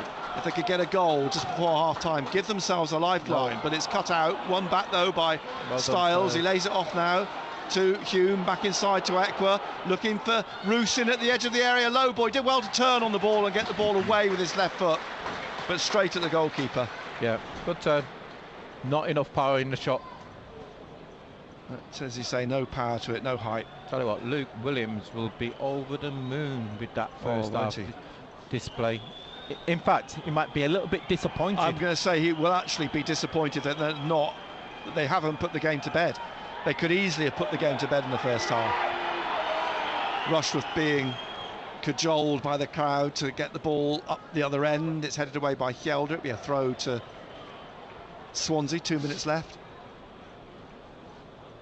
They lead through two Ronald goals, two Brazilian goals from the 22-year-old. His first Swansea goals. Here's Jamie Patterson, Southampton 1, Millwall 2. Ding Dong at St Mary's will be there in a fortnight. Next week Norwich, Leicester City, then on the Tuesday night, then Southampton. As Hjelde looking to take this throw for Sunderland, and is going to be penalised here, isn't it? He's been told to go back a few yards by the referee. He'd stolen a couple of yards. He finds Jobe with the throw, but he's under pressure, Jobe. He holds off Matt Grimes. So the ball played across now to Hume. Hume away down the right wing, looking for Styles ahead of him. Tyson's behind him. The ball back to Sealt. Now to Styles again, stabbing it into the path of Sealt. Out to Hume on the right, back inside to Styles, back again to Ekwa. Ekwa just in front of the centre circle. Through to Jobe, gives the ball away, hooked in the air by Ronald, who's calling all his players to come forwards and rush at Sunderland again. The ball picked up by Luke O'Nien in the last minute. 45 seconds left. Barr It'll be too far ahead of him, the pass swung out to the left and out for a throw to Swansea. Question is, what will it do at half-time? Well, he's going to keep the shape, isn't he? 4 at the back. Yeah, but what will it do to get... We need to get back into the game. Yeah, yeah. Sheffield Wednesday 2, Bristol City 1. I wonder if we'll see the likes of Mundle and maybe even Rigg introduced in the second half. Here's Barr. There's a battle with Norton. Finally breaks for Grimes. Back out to the right. He's swept up here now. Cullen is going to try and break away. Hugh managed to get in and he's fouled. Cullen. A free kick against Luke O'Neill. Yes, and it's a yellow card for Hume. Is it Hume or yeah, Luke it's O'Neill? Hume. No, it's Hume. It's Hume's challenge. And this free kick just outside the penalty area. That's an 8th yellow card now for Trey Hume. It's about 25 yards out, just right of centre. There's a huddle of players around the referee. Oh, there's some pushing and shoving going on now as well. And the referee steps back. Players trying to break it up. Another yellow card to Cabango now. In amongst all that, Cabangoed. So we played the 3 minutes, 4 minutes. Ipswich 1, Birmingham 1. Portman Road. It's much further out now, the free kick, than where the actual incident took place. So Sunderland can be thankful for that. Hume's tackle was a good 4 or 5 yards further forwards, but the free kick has been, the ball being placed. Is that another yellow card? It must be. Jamie Patterson. Well, I think it was his involvement initially, actually, in that incident that has led to that yellow card. There'll be a crescendo at the end of this at half-time. This is either going to go nowhere or they'll probably go 3-0 up. It's halfway inside the Sunderland half. The referee's still sandwiched between Matt Grimes and Jamie Patterson. Crowd obviously getting impatient. Keith Stroud marching Barr back the full 10 yards.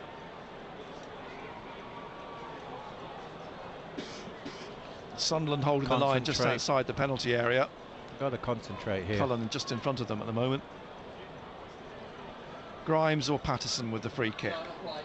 As Jamie Patterson swings it in, hooked away by Hjelde, and the half-time whistle's blown.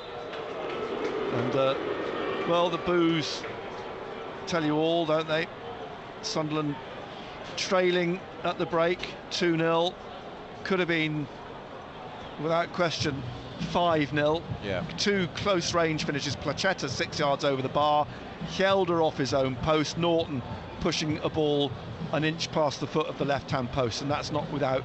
And that's without the 2 Ronald goals, 9 minutes apart, in the 19th and 28th minutes. And Swansea all over Sunderland in the first half. Indeed. I'm just watching the players come off, and you can tell by the body language that they're all over the place. This is what you know, and that's when when this is what you get when you buy kids, inexperience. Somebody to guide them, just get out muscled. To take responsibility. It's like watching Sunderland till I die the first series under Grayson. They haven't got it there. Where is the experience or somebody to guide them? Where is it going to come from? Indeed. And who? Indeed, and the bench doesn't provide them with that. Have you been watching either. it, Pete, or not? A lot of work to do for Sunderland in the second half. A lot of head scratching. Could have been could have easily been fallen down. Our biggest mistake, I think, so far out of is sight. I think they should bring him here on. Bring him here on. Like an open wing. Bit height. Target. Go 4-4-2. Instead of trying to play out from the back, get the ball forward and pick the pieces up. Because teams now know how Sunderland want to play. They want to play. Clark, missing Roberts, missing Ballard, Sirkin, I could go on. You've got an extra man in there. We've got no outlet. Well, the second half to come on BBC Radio Newcastle and SAFC.com. 2 goals from the Brazilian Ronald And at half-time, it's Sunderland 0, Swansea City 2. The FA Cup. Wow, it's incredible. This game belongs to all of us. The FA Cup just keeps giving. Yeah, I've just turned the commentary off, lads, while it's Blackburn half-time, so I can have a Rovers bit crack on with you guys and Newcastle Steve. I'm just talking to a good friend of mine, Peter Wynn, who's a Sunderland fan, who's suffering like me as well. Then on Wednesday, Nottingham Forest versus What? Manchester United. Like I say, this is what happens when you're going in the transfer window. To put Manchester United back And in front. The FA all you Cup do fifth is round. just Listen on reel in your sound, fishing rod, watch on be a tackle BBC and just keep iPlayer. fetching in kids. You know, a 19-year-old, Total 20-year-old, Sport, BBC Radio Newcastle. Ukraine, Kazakhstan, Baghdad, anything. Here on BBC Radio You know what I Newcastle mean? on Nobody Tuesday knows evening, who they but are, what that the is players are then, like. and this afternoon And on that at the pitch, Stadium of Light at on half-time, that pitch Sunderland for 0, that first Swansea half, 2, Ronald the it's, Brazilian is a phrase you've never heard there's before, just that nothing. has scored both of There's just Swansea's nothing. goals. We'll be This back setup at the with minute Nick would Barnes struggle and in Gary League Bennett One. for full commentary of the second That's how bad half it is. very shortly.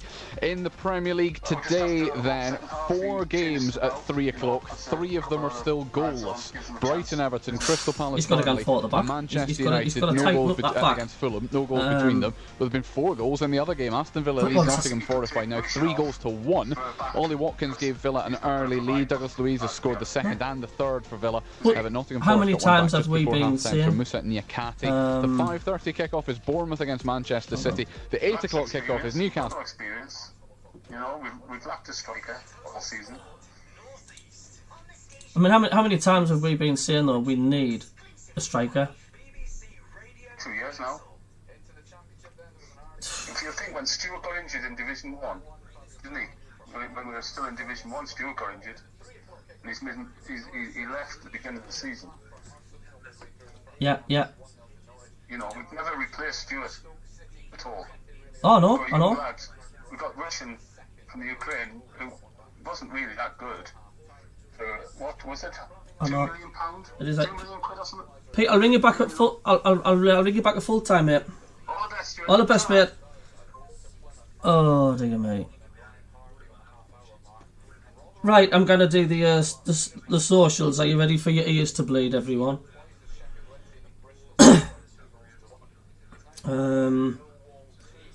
Right, Job is so bad, says John. How does he get picked week in? Why no centre forward to support Russian? Dodd said he was going to change things. Absolutely nothing different. As a matter of fact, this looks worse than when it was Bale was here. Stephen says 0-4, 0-5 would have been a fair reflection of that first half. League One team without Ballard and Clark. What I'm seeing on the pitch at the moment, we would struggle in League One. What on earth is going on with this club and the team? That was absolutely shambolic. And Paul says that was absolutely shambolic. Dodd's got that all wrong. Job should be nowhere near that first 11 at the minute. Offers 0, neither does Barr. No words for Neil and Echo again. What this looks like at the minute is an under-23 side. That's just fit for their division and nothing like what they should be for the Championship. This is what this squad is without Clark, Roberts and Ballard. A lot of fans are saying it's the worst they've witnessed this season. I mean, I would jump in the gun a bit, lads. Do you think they get a bit carried away?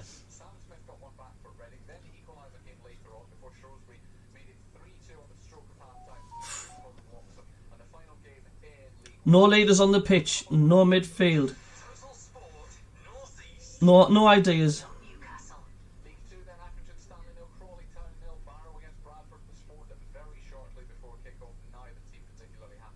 Embarrassing, says Chris. We can slate managers, etc., but these players have been absolute disgraceful since the Plymouth match. Half the sods cannot even be asked to jog. This is what a chronic lack of meaningful investment looks like. Yeah, very, very, very full of just angry fans, mate.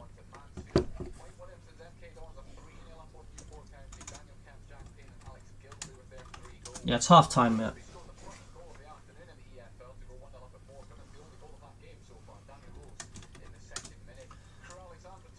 Oh dear, dear.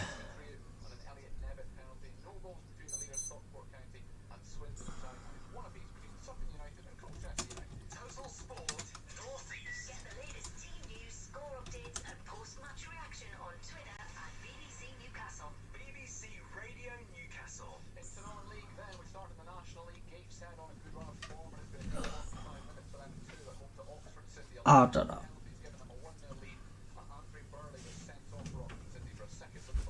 A lot of fans are stunned, and I'll give you one more. What someone said, seeing you were taking the dogs for a walk. I'll find a good one. Here we go.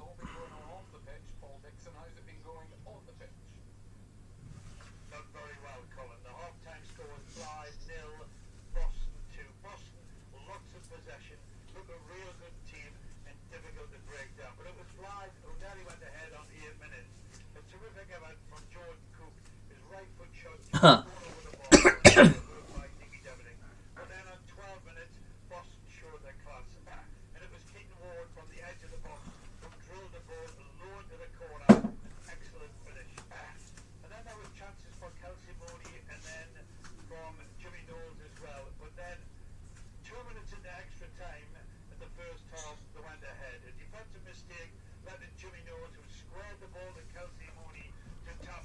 Hey, and Dan says if Speakman and KLD are watching, this, they surely have to see that signing kids is not working. We are so low on confidence, it's beyond belief, and teams know that when they press, they will absolutely steamroll us. It's an embarrassment.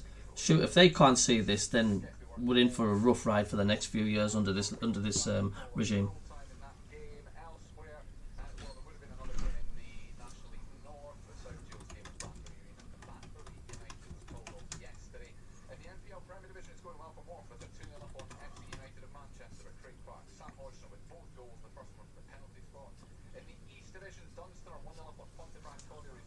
We're playing like Barcelona after 50 pints of lager, mate. That's what we're playing like.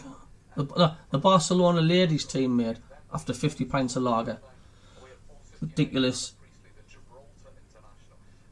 Me personally, I'm crying with pain from our beloved club, Stephen. I know Viva Ronald, says Aaron.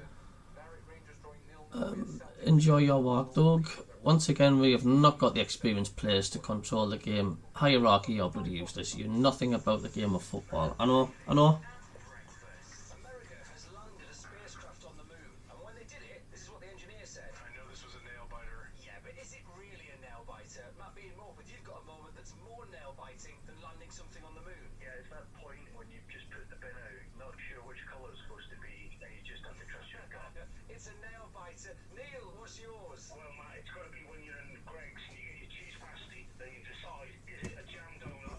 Don't want to wait for this clown still. Get Stevie Cooper in now. Yeah.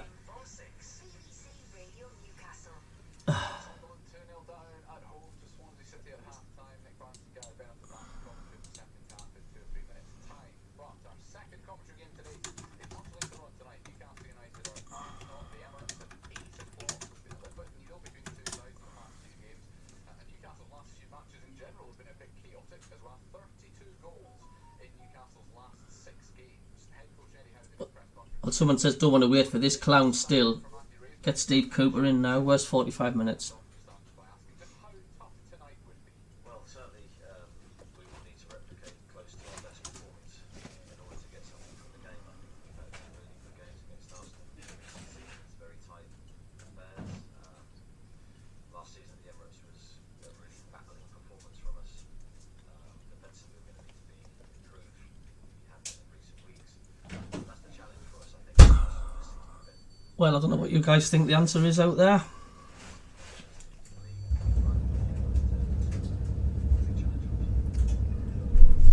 Right, well, time to get the commentary back on.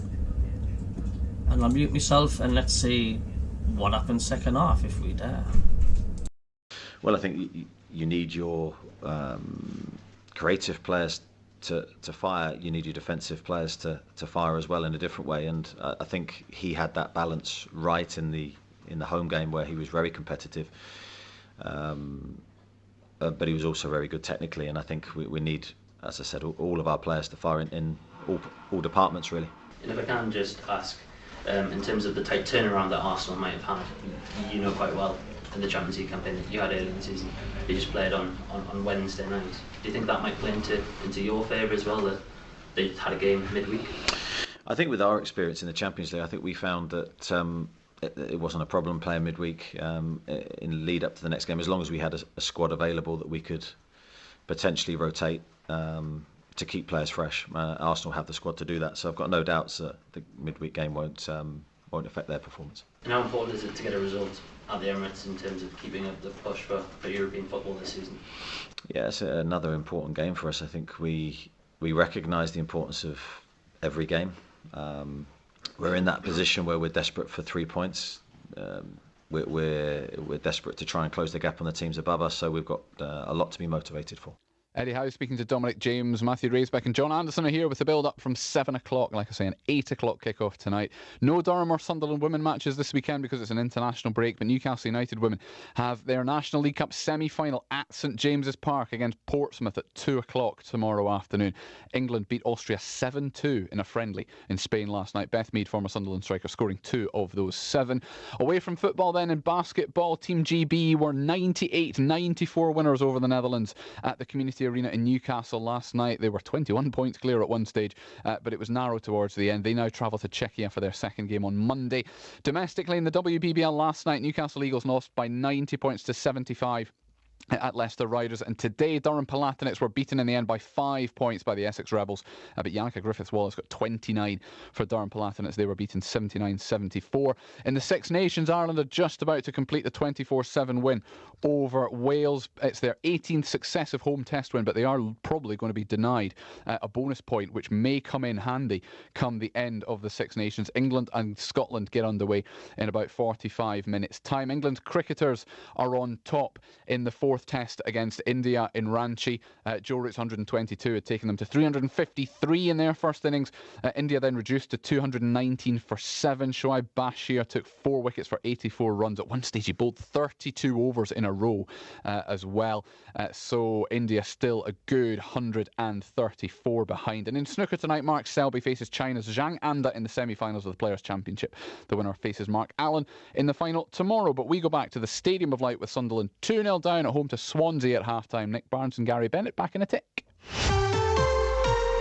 Half-time highlights. Total Sport North East. BBC Radio Newcastle.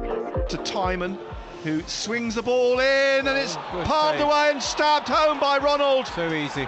Far too easy for Swansea.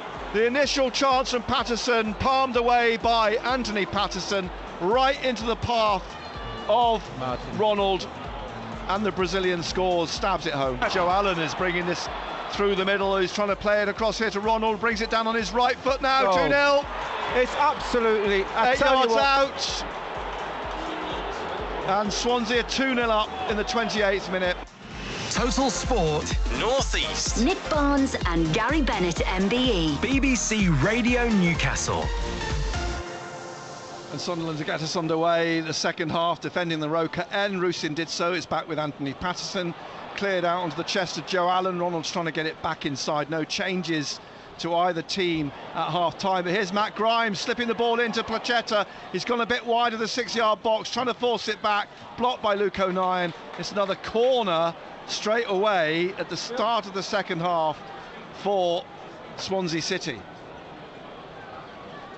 Almost by their own making again, as Swansea from the left, short corner, wide, it's swung in here, cleared by Dan Neal from the edge of the 6-yard box, out for a throw to Swansea on the left. Swansea leading by those 2 Ronald goals, all in dark blue. Swansea City, gold lettering, gold numbers. Sunderland, of course, in their red and white stripes. The throw short to Grimes, tries to get it Tyson. Now Placheta swings in the ball onto the roof of the net for a goal kick to Sunderland. You can see the message from Luke Williams at the start of this second half. Just go at them again. Yeah, start on the front foot. They've got too much space and time. Romain Mundle's warming up. He came out. He'd obviously been in the dressing room at half-time, came out to join the others for a warm-up. So I suspect it'll be just a few minutes or a matter of time before he comes on. Just playing into their hands, yeah. You know. Here's Jamie Patterson. Placheta's trying to get down the left. He's played it back to Tyson. Timon, plays it inside to Grimes, gets it down the line, Timon again, down the left here to Placheta. Sealt in front of him. Placheta lays it off to Josh Timon, and Timon will bring this back, leaves it to be flicked on here by Grimes down the left of the penalty area. Another ball just palmed over the bar by Patterson for another corner. Throwing it all at Sunderland again in a bid, I guess, to say, well, if you go 3-0 up, you're probably going to win the game. Well, we're nowhere near him, Nick. It's like a practice game at times for Swansea. Look at this, 2 against 1. This is basic. This is basic. This is. Bar at the edge of the. Look. It's played back basic. to Ronald. Ronald now. That is back basic. again into midfield. Matt Grimes swinging it into the box. Little flicked header from Joe Allen. It's going to come out here. Good for block. Norton. The block by Eckwer from Norton. Shot. Timon back on the halfway line. Plays it back to goalkeeper Carl Rushworth, all in yellow. Chased down by Eckwer, but he gets the ball clear. Helder heads it away. Won back by Swansea on the right wing. Jamie Patterson swings it in the air. Headed away by Luke O'Nien up towards Rusin on halfway, but Matt Grimes gets above him, nods it down to Nathan Wood. Wood now laying it off to Cabango. Cabango pushing it on, looking to try and get it to Joe Allen. Joe stuck a foot in, but it's going to come back to Wood. Wood bringing this out down the left-hand side, wide then to Placheta. Got to get tighter to him. Placheta just lays it off behind to Grimes. Grimes to on the left-hand side. So easy. Look at this. Timon back again to Cabango. Looks to swing it up through the middle. This will come back to Anthony Patterson, who catches it at the edge of the Sunderland penalty area to Still Sealt. trying to play out, Nick. He's still trying to play out. Closed down, plays it wide to Hjelde. A block by Ronald. And a throw to Sunderland on the left wing. At times there's nothing wrong with being a little bit more direct, is there? No, just go for it. I mean, you know, you've got to you're here to win the game, aren't you? You're here to score goals. Nobody will look back at the record books and say on exactly how did they set up in that game. Here's Job to Hjelde. Rusin is being pulled back by Cabango, surely. Free kick. He's been booked as well. Cabango's been booked. It should be into the referee's ear. That's interesting, isn't it? Yeah. Be in his ear. There's short, quick free kick from Eckwer to Neil to Job. Out to Barr on the left-hand side. Inside again to Job. Job on the shoulder of Joe Allen, tries to swing one in. Cabango comes off him as he knelt down to head it clear. Barr now a couple of step overs, easily cleared out to Ronald on the right here. And he plays it up through the middle, straight to Sealt, just in front of the centre circle. Drives it back up, looking for Job, headed away by Cabango. Comes to Eckwer, Grimes in front of him, plays it down to Rusin at the corner of the penalty area. Rusin trying to dribble and pass Nobody it in. there. Hooked away by Cabango from the edge of the 6-yard box. Back up into the Sunderland half. Here now is Dan Neal. Dan Neal out wide to Barr. Hjelde's wide as well. Barr still going. Ronald tried to tackle him. Barr lays it off to Hjelde. Hjelde back to Dan Neal. Neal to Barr. Back to Job on the left of midfield. Into the middle to Eckwer. Through the referee's legs to Job. Back to O'Nien. Swansea just swarm over Sunderland and trying to close them down. Barr forced back by Ronald. Back to O'Nien. Inside to Job. Back to O'Nien. And back to Sealt. Bristol Rovers 2, Carlisle 1. As O'Nien pushes it on to Neal. Wide to Hume. Back to Sealt. We're not going anywhere, Nick. Yeah, just you know, Swansea press and swarm and push up. Look where we've ended up. And now we're right back. Sunderland on we'll end up back with halfway Patterson. line. Sealt straight through, straight to Timon, and back to the goalkeeper. Still 2-0 to Swansea. We're in the 52nd minute.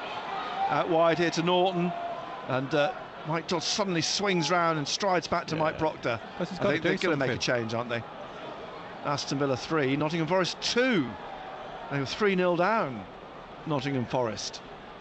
Here's Wood, turns away from Job, back to the goalkeeper, kicks clear, up through the middle, cut out by Sealt.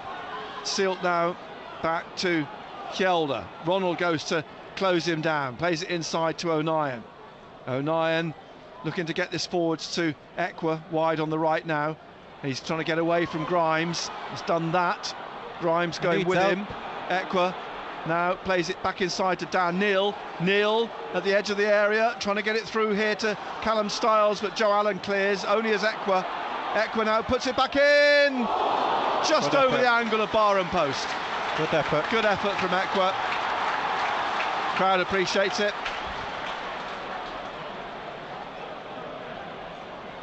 It wasn't far right wide.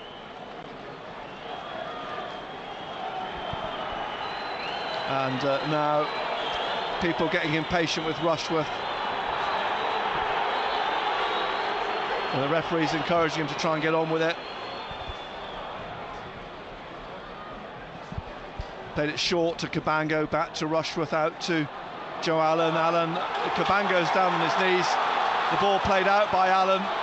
Throw to Sunderland on the left, who are trying to inject a bit of urgency into proceedings. Hjelde will take the throw. Pembele and Mundell are warming up. Hjelde needs some help here. Neil calling for it. Neil running onto it down the left of the penalty area and wins a corner off Cabango. It's only Sunderland's second corner of the game, their first of the second half. Neil takes it short to Barr. Barr now look to get into the penalty area on the left-hand side, onto his left foot, drives it across the 6-yard box, flicked up off Cullen, and it'll go out for a throw to Sunderland on the far side. Down. There's a bit of urgency now, isn't there? Yeah. Well, they need to. They need a goal back soon. And Skate said 10-man Oxford City 0. 2-0 to Swansea here. The throw into Jobe in the penalty area, but Joe Allen gets a foot to it in front of Jobe. Joe Allen now tries to play it out off Hume. Throw again to Sunderland though. Watford 1, Huddersfield 0. Ball given away to Jamie Patterson. Jamie Patterson now dribbling out to the touchline. No outlet for him. He's played it straight back up to Anthony Patterson at the other end in midfield. Passes it out to Luke O'Neill. Now Dan Neil through the middle. Neil out to the left wing. Barr closed down by Ronald. Ronald backing off Barr. Barr taking it inside, then pulled over by Ronald. Basically steamrolled through him. Free kick quickly taken by Sunderland. Neil inside to Ekwa, and then out to Barr. Barr dribbling at the corner of the penalty area, curls one in. Cabango heads it out over Hjelde's shoulder. It'll be a throw to Sunderland. Hjelde quickly with it to Jobe. Jobe now being forced out by Allen. Plays it back into the centre circle. Silt comes out through the middle. Plays it to his right to Trey Hume. Down the right again to Styles. Into Rusin. Corner of the penalty area on the right. Wood goes with him. Rusin holding him off. Rusin stabs it back to Styles and Hume. Hume forwards to Rusin. Back to Styles. Styles on the right. Into the middle now. Luke O'Neill is up. Luke O'Neill taking this on. Out to Hjelde, who crosses, headed away by Cabango. Out here on the left touchline, just in front of Mike Dodds. O'Neill keeps it in, plays it back to Sealt. Sealt in the middle, Cullen in front of him. Sealt has to play it back. Jamie Patterson in front of him, back to Patterson. Anthony Patterson kicks clear. Up onto the head of Timon, who heads it out. Throw to Sunderland. Hume to Sealt. Across here in the middle to Luke O'Neill in the middle of the Sunderland half. We're in the 56th minute. Out to Barr on the left. Blackburn 1, Norwich 1. Hjelde let it slip through, but Rusin runs onto it. Rusin at the edge of the area, on the left in the penalty area, tried to dink it in for Hjelde. Comes back out to Barr. Barr now. Jobe in front of Barr, just trying to work his way into the penalty area. Stabbed back out by him, and Barr here now on it, on the left, and wins a throw, does he? Yes, he does. Barr takes it back to Jobe. Jobe back again to O'Neill. O'Neill short through the middle to Ekwa. He's held firm, gets away down the left of the penalty area, leaves it for Barr. Barr back here to Hjelde. Left foot way over the bar. Swung at it with his head up, and it sails over for a goal kick to Swansea. I just think we need a striker on. We need more bodies in the box, Nick. We've only got maybe one option or no option at all. We need 2 or 3 options in the box. Rushworth then will take this goal kick. Everybody drifts towards this near side. Again, urgency required from the Sunderland fans. The kick taken, and Hjelde gets under it, and then so too does Jamie Patterson. Hjelde under it again. Up goes Cullen with Dan Neil, headed away by Luke O'Nien. One back by Rusin as Cabango tried to clear it, but Matt Grimes gets a foot on it. Now Jobe trying to get it off Grimes, and he's penalised. Foul by Jobe, says Keith Stroud, the referee. And the coach rushes out and gives Ronald an energy drink. Ronaldo. Wishful thinking there. Well, mind, in the first half he's played like him. Given the space he was shown by Sunderland. And eventually the ball back to Anthony Patterson in his light blue at the edge of his penalty area on the right hand side, rolling it to O'Nien. Out to Barr. Ronald in front of him. Barr being forced back by Ronald, plays it across to Sealt, and now he's got Plachetta in front of him, and Jamie Patterson. Sealt rolling it wide to Hume on the touchline. Hume inside to Callum Styles, back to Sealt. Styles again on the halfway line, swinging it in through the middle, looking for Jobe, headed away by Norton. It'll come down to Wood, hooks it away, up to Jamie Patterson on halfway with Cullen, but Hume gets a foot to it. Sealt gets it out to Timon on the Swansea left, inside to Grimes. Certainly the impression at the start now, the second half, with the shape that Sunderland, they're giving Swansea more of a game. They're getting closer to him, that's why. They are getting closer to them. Pushing further, higher up the field. But they're still not getting in behind them. It's Joe Allen laying it off to Wood, turns it back to Rushworth, and he kicks clear up towards Cullen, headed away by Sealt. Onto the halfway line, Grimes gets up, comes down for Ekwa, managed to knock it through to Neil. Now Neil looking for the run of Rusin. Rusin into the penalty area, shoots straight into the hands of the keeper. He's on the shoulder of Nathan Wood, but he got his shot on target. Yeah. Mundell's coming on. And so Mundell will come on. Who for? Good question. One of the wingers, you think? You think he'll come on for Styles? Perhaps Styles, because he's only just back. Throw to Swansea, halfway inside the Sunderland half on the right. Now we'll get the change, and it will be Callum Styles. He's played an hour.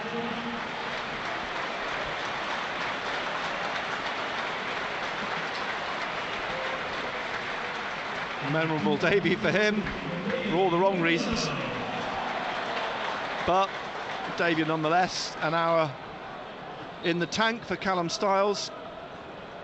Sunderland trailing 2-0, live on BBC Radio Newcastle. Here's Jamie Patterson trying to get away. It's knocked a little bit too far forwards and goes behind. He appeals for the corner. They're going to make a change themselves. Swansea, they're going to make a change as well. I wonder if Jerry Yates is going to come on.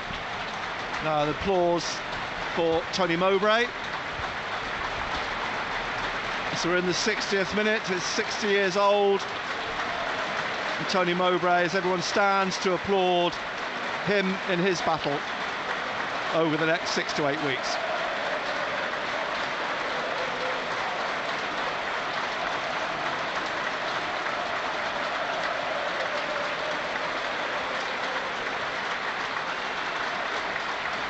Gateshead 3, Oxford City 0. It's going to be a triple, or was it a double substitution by Swansea? The ball played back to Anthony Patterson. Make sure. Ekwa under pressure from Grimes. Gets it out to Sealt. Sealt now pushing out. Jay Fulton is going to come on as well. So all the best to Tony Mowbray. And the ball out on the far side. Throw to Swansea.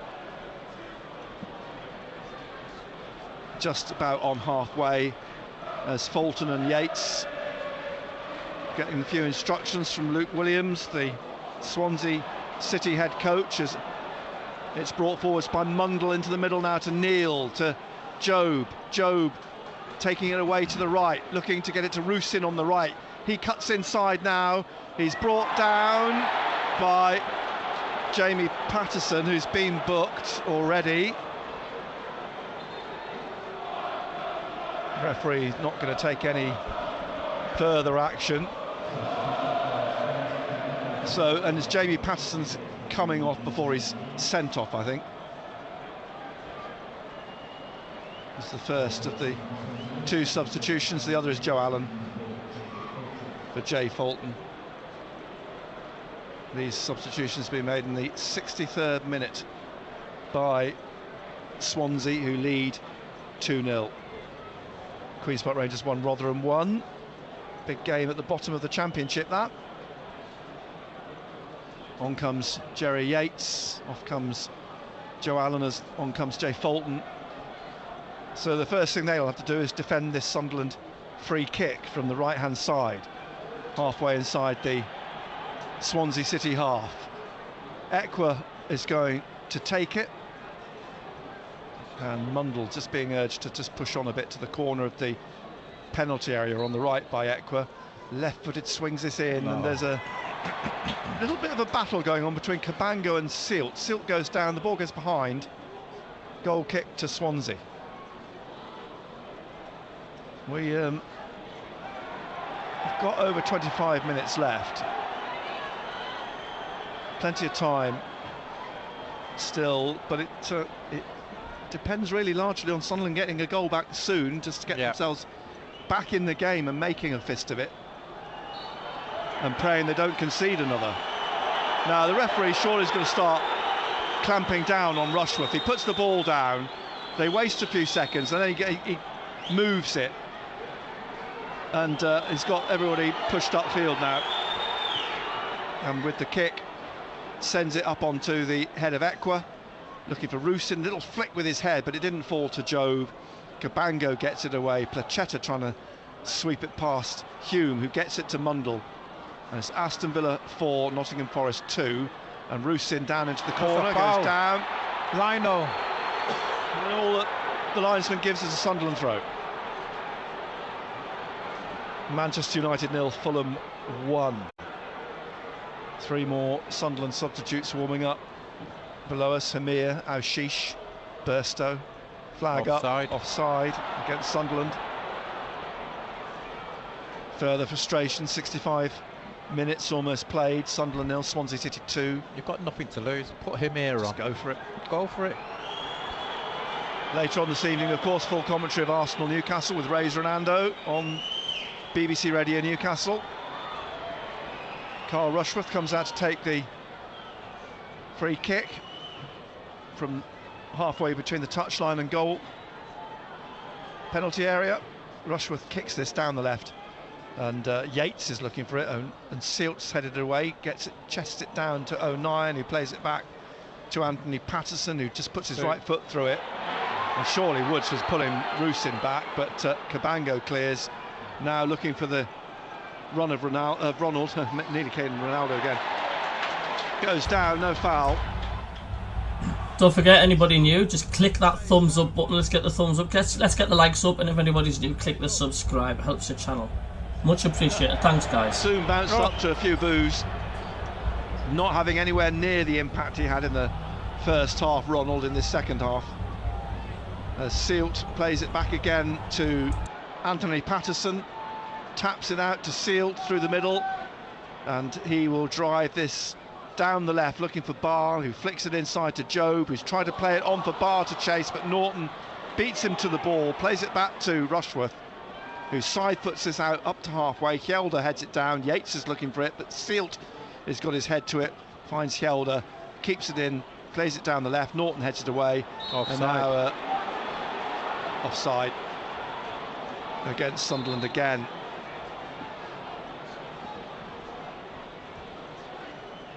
Barr stands his arms in the air, and they finally managed to tap the ball back to Cabango, who's going to take the free kick for Swansea City. Further debate between Mike Dodds and Mike Proctor down below. The ball out wide on the left. Timon looking for the run here of Plachetta. I think it's going to spin away from him and behind for a goal kick to Sunderland. Ball being retrieved for Anthony Patterson in his light blue, swings it down onto the in the area of the 6-yard box, and now passing it to O'Nien. O'Nien back to Anthony Patterson, across to Sealt. Sealt now on the right, drives this up to halfway. Mundle, a little tap through into the path of Ekwa. Ekwa now, he's got Job, he's got Barr, he goes for Barr, wide on the left. He's trying to come in past Norton, flicks it back to Ekwa.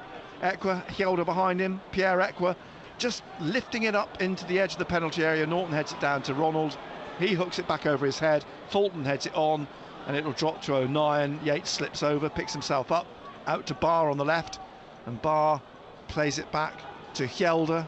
Hjelde back to O'Nien on the halfway line, out to Hjelde on the left, and he puts it out as he twisted round on it to try and take it forwards, pushed it out.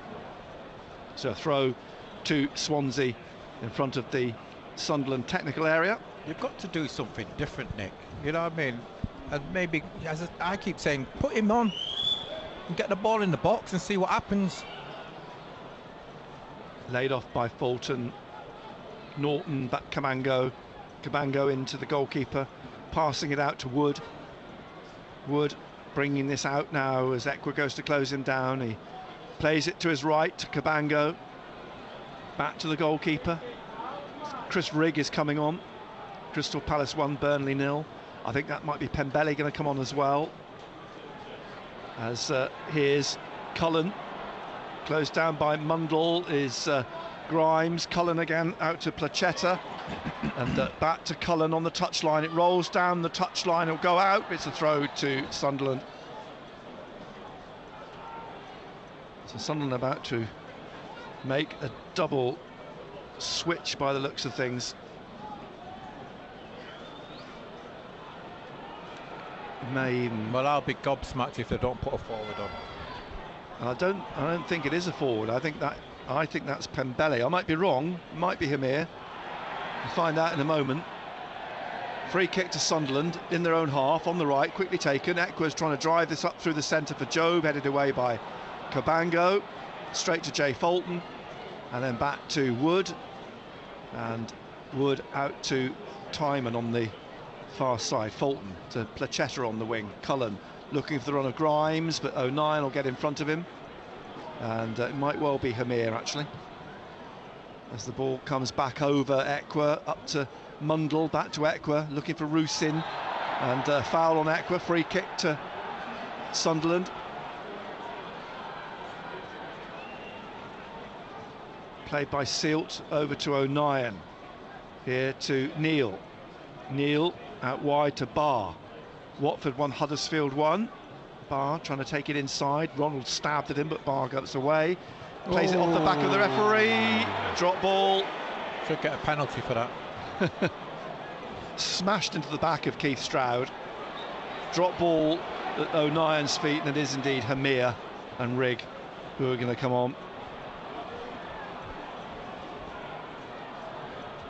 Hamir's got this deceptive little ponytail which he ties back, which is a little bit like Pembele, but the pair of them are going to come on now. And the ball is back with Carl Rushworth, the Swansea City keeper.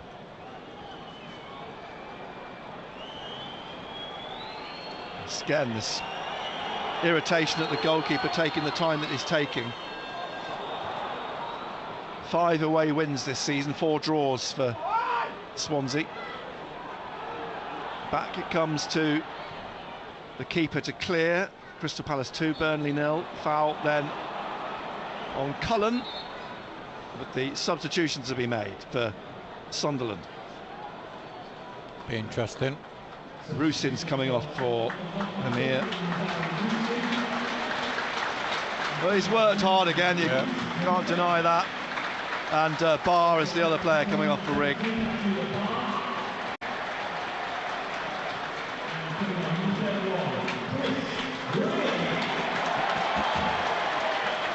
Let's see what the teenager can do in the last 18 minutes of the game, plus whatever we get added on. And can Hamir get on the end of 1 or 2? The Swansea cross. Yates just drops away from him. Will be picked up on the right though by Ronald, and Ronald now plays it back behind him. Norton Norton trying to slip it through here to Fulton. Fulton cross comes off Dan Neil, comes to relax. Ekwa, drives it out to Hamir, and coming back though is Norton, whips it away from Hamir back to Rushworth in the middle of the Swansea half. Forwards to Wood. Wood across here to the right to Cabango. Cabango down the right touchline to Norton. Norton blocked by Mundle. So a throw for Swansea in front of Luke Williams. Carl Norton with it. Now to Dan Neil, looking for Hamir, holding off Cabango, back to Ekwa. Neil back to Sealt. Sealt now wide to Trey Hume. Hume back to Sealt. Sealt inside to Neil.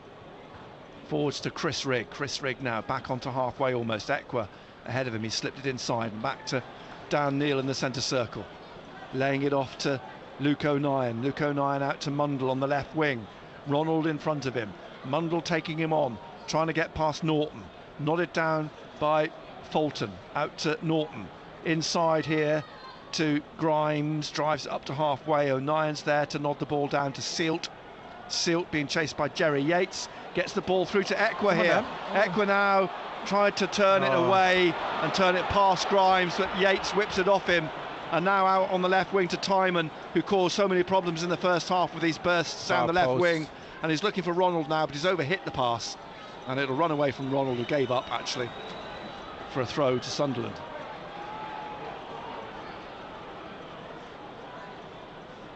Brighton 0, Everton 1, 74th minute here. Sunderland 0, Swansea 2 still. Norton catches, Cullen catches Jobe. Jobe takes the free kick inside to Ekwa, then through to Rigg. Rigg now looking for the run of Hume. Hume down the right wing, they need bodies in the box. Hamir's got to get in there, the cross is played. There's nobody there, it drops deep, and Mundle's trying to get on the end of it, but it's going to come out for a throw. And the referee's overruled the assistant. Nick, do you want to score goals? If you want to score goals, unfortunately, you've got to be in the penalty area. You've got to get in the. You can't stroll. You've got to sprint. It's a free kick to Swansea on the right edge of their penalty area, which the goalkeeper Carl Rushworth is going to take.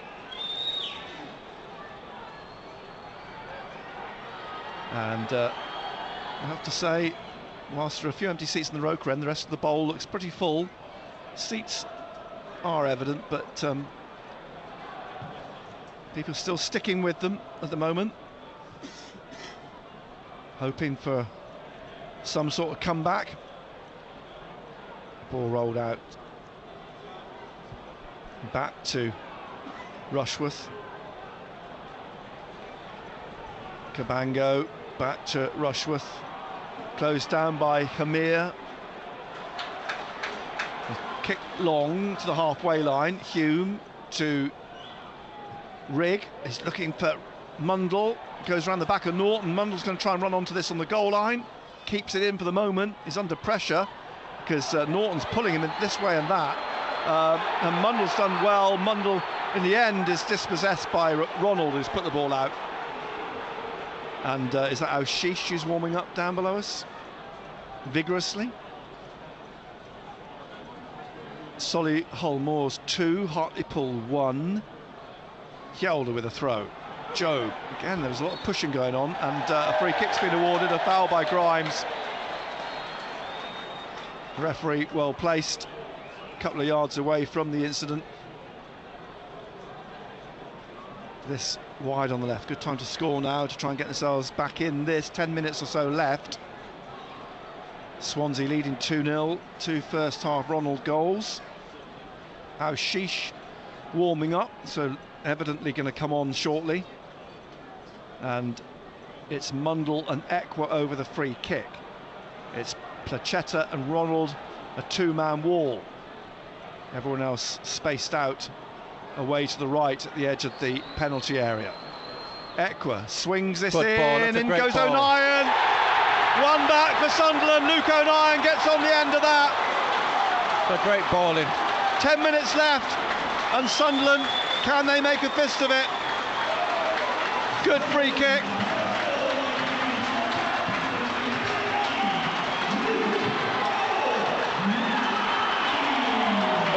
the captain, swept in and headed it past Carl Rushworth from Pierre Ekwa's free kick.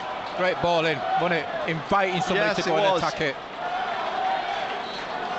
Sunderland 1, Swansea City 2.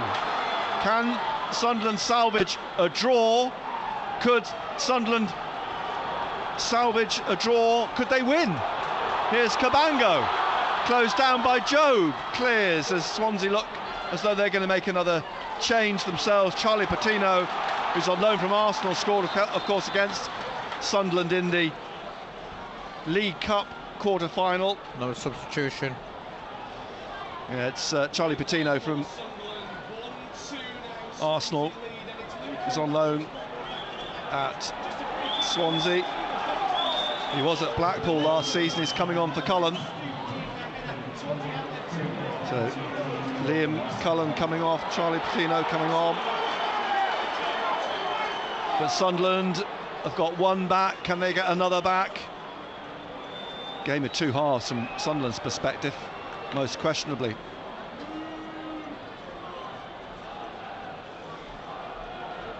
Much better shape with the four at the back, Sunderland. One goal in it now then. Luke O'Nien, his second goal of the season. Important goal. Ball played back to Rushworth, closed down by Hamir, gets the ball clear.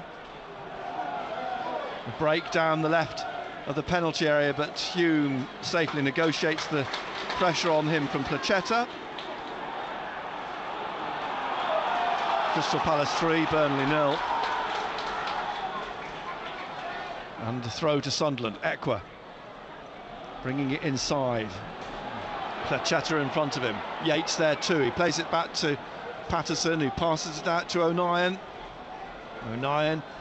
Patino's trying to press, make sure, come out through the middle, straight here to Grimes. He's giving it straight to Ekwa. You're going to get up Ekwa the field now, trying to swing it wide on the left, looking for Mundle, but it's gone right through to the goalkeeper. And it'll be a goal kick for Swansea City, who now, well, they know there's only a goal in it, and they know that Sunderland are going to have a go, or you'd hope. Is the referee going to take some more decisive action against their keeper? He's been quicker this time, passes the ball out to Cabango and sweeps it up onto the head of O'Nien. Mundle trying to get it forwards, but he's caught Fulton in the head. It was a complete accident. Fulton put his head down low as Mundle was trying to get his foot on the end of the ball. To his credit, Fulton's not made anything of it. He's getting back to his feet. And it'll be a free kick to Swansea.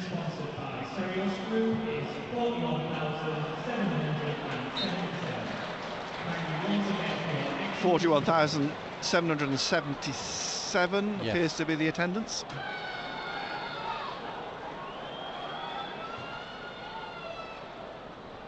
Ronald down the right of the penalty area, and O'Nien skews off him, almost went in at the angle, but hits the side netting for another Swansea corner from the right here at the Roker end.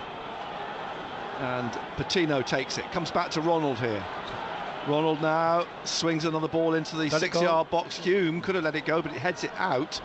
Placheta runs onto it. O'Nien trying to get across him, but Placheta's got the cross in here, and it's headed away by Sealt out to O'Nien on the right. Cabango's ahead of him, gets the ball back for Swansea.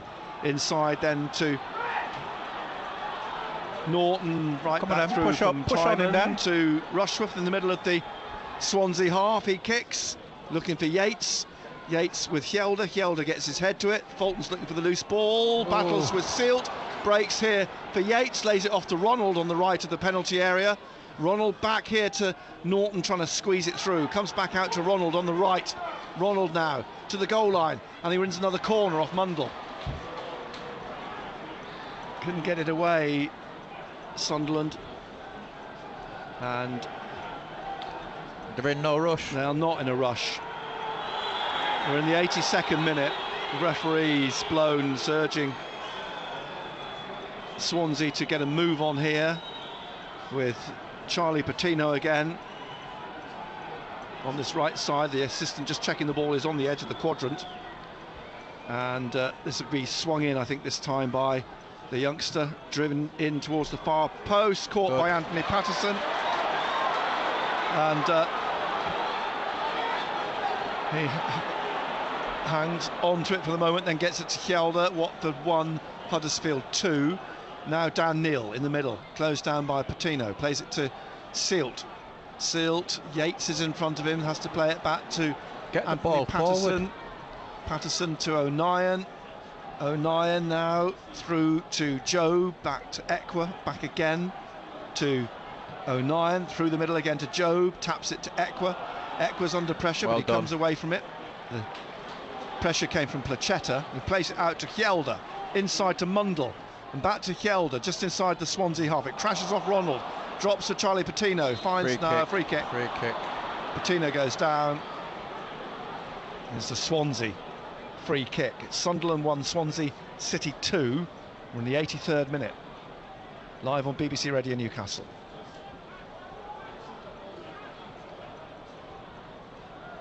Cabango is going to take the free kick for the Welshman. Gets it back again. And here he is again, Cabango. Hooks it up straight to Hjelde. Hjelde drives it through past Ekwa and trying to run onto it is Rigg. Breaks for Hamir actually, fortuitously, but Hamir's got it. Turns, plays it out to the left now to Mundle. Mundle driving at the corner of the penalty area, tries to put a low ball in. Swept past Dan Neil and Hume, and Rigg was just behind play in the penalty area. But a good ball through, and now they're appealing that they should have the throw, Sunderland, and they have on the far coming side. On, is he? And it's Ashish coming on finally. As we head into the dying minutes of the game. Here's Ekwa through to Hamir again. 2-1 down. The ball played out sensibly to Hume on the right. Down to Rigg on the right-hand side. Across comes Wood. Turns the ball out. Throw to Sunderland. Now Sheesh waiting to come on here now. And will he come on before the throw's taken? He will. It's Hjelde coming on. Harrogate Town 0, Walsall 2. So now Sheesh on then. We're in the 85th minute.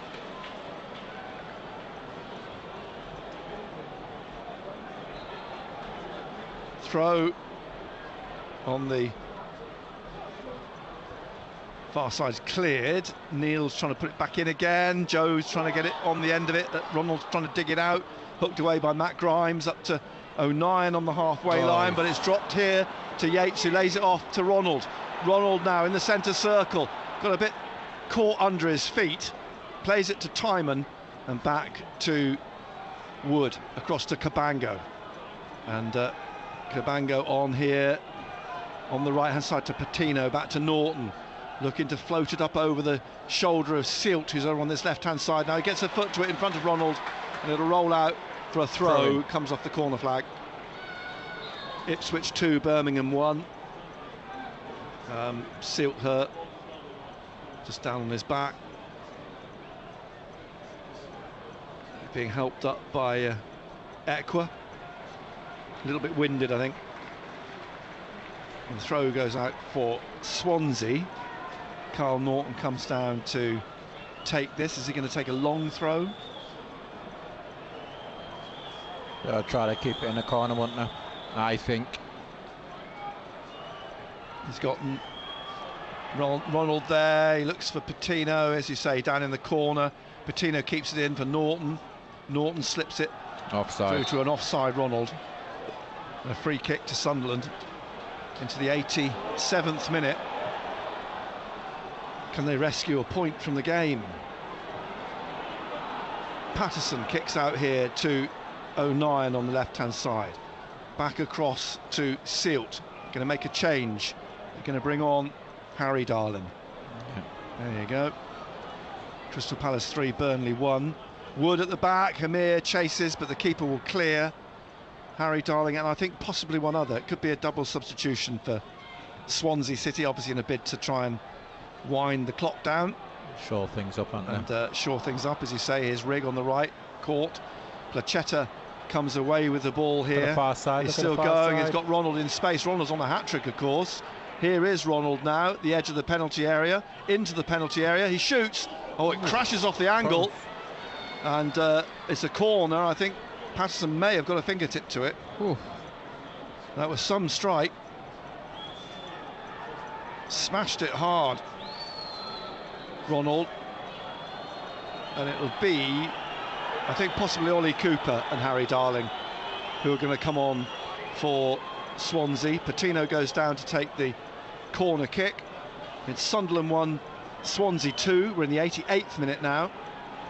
And Patino then from the right, Manchester United 1, Fulham 1. With his left, drives this in. Up go the heads. Up. Free kick. Comes Anthony Patterson as the whistle's blown. And Darling and Cooper are going to come on. One's gone down on. As is it Ronald has gone down? It was Norton who's coming off. And Darling will come on.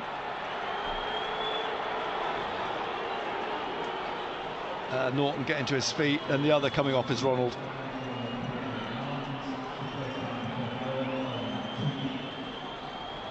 Only a couple of minutes remain. Swansea made all their changes. Norton being hurried off, Ronald follows suit. Then Norton stopped and made some gestures. Oh, are you sure it's me? But then Harry Darling comes on. Ollie Cooper's going to join him. One international cap for Ollie Cooper, the 24-year-old. He won that against Latvia last year. And Anthony Patterson, as we creep into the 89th minute, has the ball, plays it to Sealt, back to Patterson. They need to get it up the other end.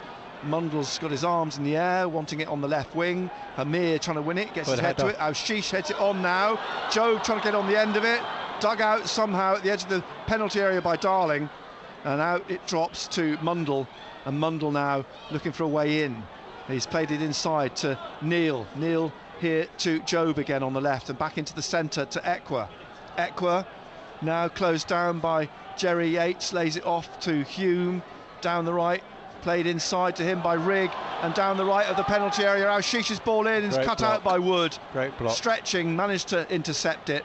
It comes out to Patino, and looking for the run of Placheta. It's him against Hume. At the moment, it's being won by the pole, and Hume is backing off him, but back comes Rigg to help, and Placheta plays the ball behind him to Patino, and out to the left to Timon, and down the line it rolls past Placheta. It's just kept in by the teenager. Well, he's not a teenager anymore, he's 20 years old actually, Patino. He was a teenager when we first came across him. Yes. And here's Hume to hook the ball clear. 5 minutes of added time. We're into those 5 minutes now. Swansea leading 2-1. Patino to Placheta. He crosses looking for Yates. O'Nien heads it away. And Hume and Aushish gives chase, plays it inside, but to Grimes. Grimes forwards to Placheta, and driving in and putting it behind his Rigg for a corner to Swansea. Burnley's goal is disallowed at Sellers Park. Crystal Palace lead 3-0 then. This is Swansea City's 11th corner. Timon's going to take it on the left-hand side at the Roker end. There are a lot more empty seats now, people leaving. Feeling that the game's up, perhaps. Still a few minutes yet. There's a break as it rolls down through on the left, across over everybody's heads. Harry Darling will chase this out to the right wing, and Luke O'Nien goes with him. So does Aushish. Now Aushish gets the ball off him. O'Nien plays it back to Aushish, rolling it down now for Mundle, but across comes Wood and smashes the ball out for a throw. Mike Dodds rushes onto the pitch to get the ball so Sunderland can take the throw, but it's knocked away, and there's going to be a yellow card here for that by Harry Darling. That Cooper? No, it's Darling, I think, got that. Kicking the ball away in the 92nd minute. O'Nien with the throw. The referee's got his card out still. And I think Mike Dodds is going to be spoken to, is he? Referee's come across here to Mike Dodds and is having a word with him. He's pointing back at the fourth official, and a yellow card for Dodds. That takes him up to 2 yellow cards this season. One more and he'll be in the stands watching the game. O'Nien trying to drive the ball up to Hamir, who had Wood all over him. Job heads it on, headed away again by Timon. Flag is up, offside, free kick to Swansea. 2.5 minutes of the 5 played. Sunderland trailing still by that 1 goal. Sunderland 1, Swansea 2. O'Nien had brought them back into it in the 78th minute. They haven't really troubled Rushworth since then. No, you haven't. You know, you're going to look over the 45 minutes. Have we done enough to win the game, Nick? No. No. Do you think we deserve a draw? No. I mean, they've been better in the second half, but they've not really hurt Swansea at all. Apart from the goal, it was well taken, well executed free kick. That if only they started the game as they played the second half, you know, a bit tighter, a bit more pressure. Rigg being pulled about, free kick, and there's another yellow card. That's to Patino by the looks of things. He's ran back on. They won't be worrying about that. Anthony Patterson comes out to take the free kick. Drives this up. Oh, looking a bit flat and square, and the ball's headed into the penalty area, and Wood heads it out, hooked away by Darling, and in the air again. Patino trying to head it on. O'Nien knocks it down for Neil. Now to Ekwa, finding Rigg. Rigg on the right of central midfield, rolling it into Sealt in the penalty area. He's got to come in past Grimes. Sealt at the edge, blocked by Grimes' body, and then he puts his foot to it. There's a corner to Sunderland. This could be their last opportunity. They've got a minute left. Anthony Patterson comes up. Hume stays on halfway, and the corner's taken short to Al-Shish. Whips it in here. Amir Mundle trying to get on the end of it. Somehow they get it clear. Neil puts it back in, and Patterson tries to put a foot through it. He's going to try again, as he knows. Job now. Job leaving it for Rigg. Rigg crosses, and it's blocked. Comes out from Fulton, straight back to Rigg. Rigg now leaves it for Job. Job inside to Al-Shish, back to Job. Job tries to cross. Darling heads it out again. Job trying to get on the end of it, but Patino heads it out. Throw to Sunderland. 25 seconds left. Rigg will take the throw. Back it comes to Dan Neil. Neil now trying to find someone to get through here. Ekwa on the right. Ekwa now trying to dink it up through in the penalty area, headed down by Caban, comes down to Al-Shish. Oh, rolls past the foot of the post for another corner. Seconds of the game left. Corner on the left. They haven't got long to take this. Anthony Patterson's up again. Al-Shish is going to take it on the left-hand side. Al-Shish then from the left in the last seconds, and the whistle's blown. Some pushing in the penalty area. Manchester United 1, Fulham 2. Another ball back with Al-Shish. The referee's had a word. Al-Shish then. O'Nien on the goalkeeper. Brighton 1, Everton 1. 1-2 here as the ball whipped in by Al-Shish. Anthony Patterson!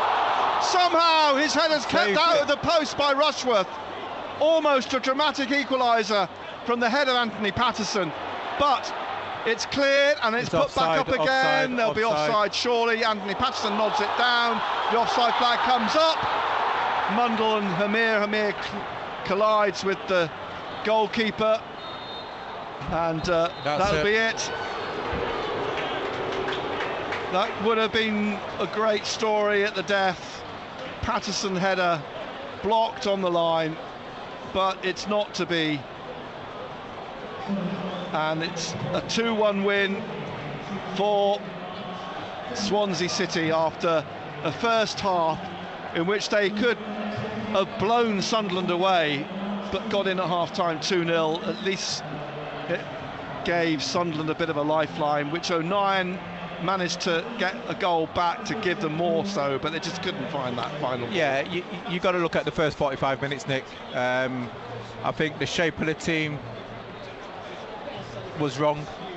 I think you know, you've got to say that Swansea dominated the first half. You know, they went in 2-0. It could have been at least 3 or 4. You know, we was all over the place. It weren't until in the second half or late on in the first half we changed our shape. We looked a little bit better. But again, you know, we didn't do enough. As simple as that. Yeah, that's the bottom line, isn't it? I think, you know, the shape was wrong in the first half. There's no question about that. The 3 at the back didn't work. It went to a 4. They looked much better when they were in that formation. Certainly the second half they pressed more, they closed down more.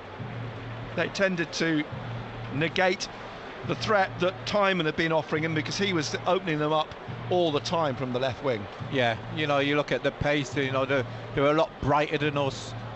We didn't press high up. They did, you know, which led to their, you know, scoring their second goal. You know, they moved the ball quicker, they were on the... Well, cheers guys for tuning in. Do you guys want to hear the socials?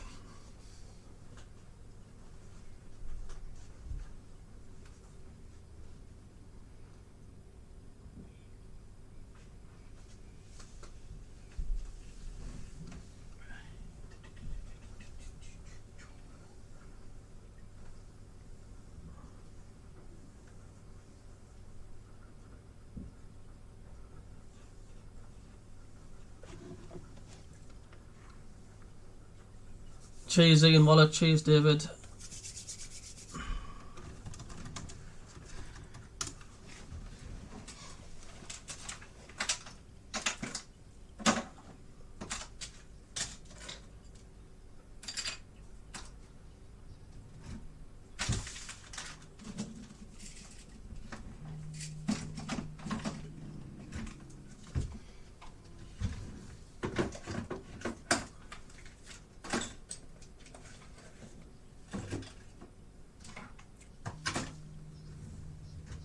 Right, I'm going to do the socials and I'm going to head off here.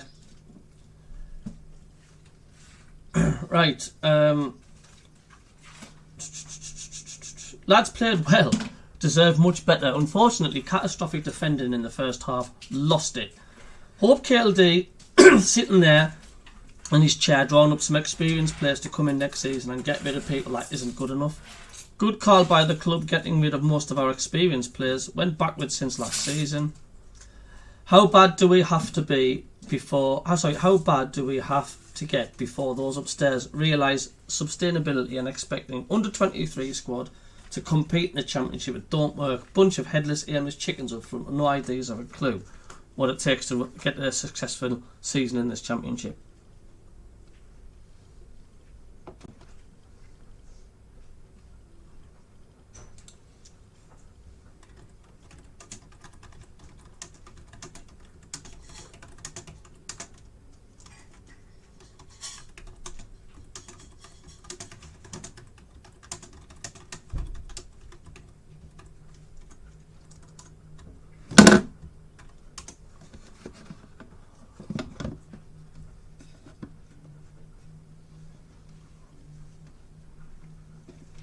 See you later, guys.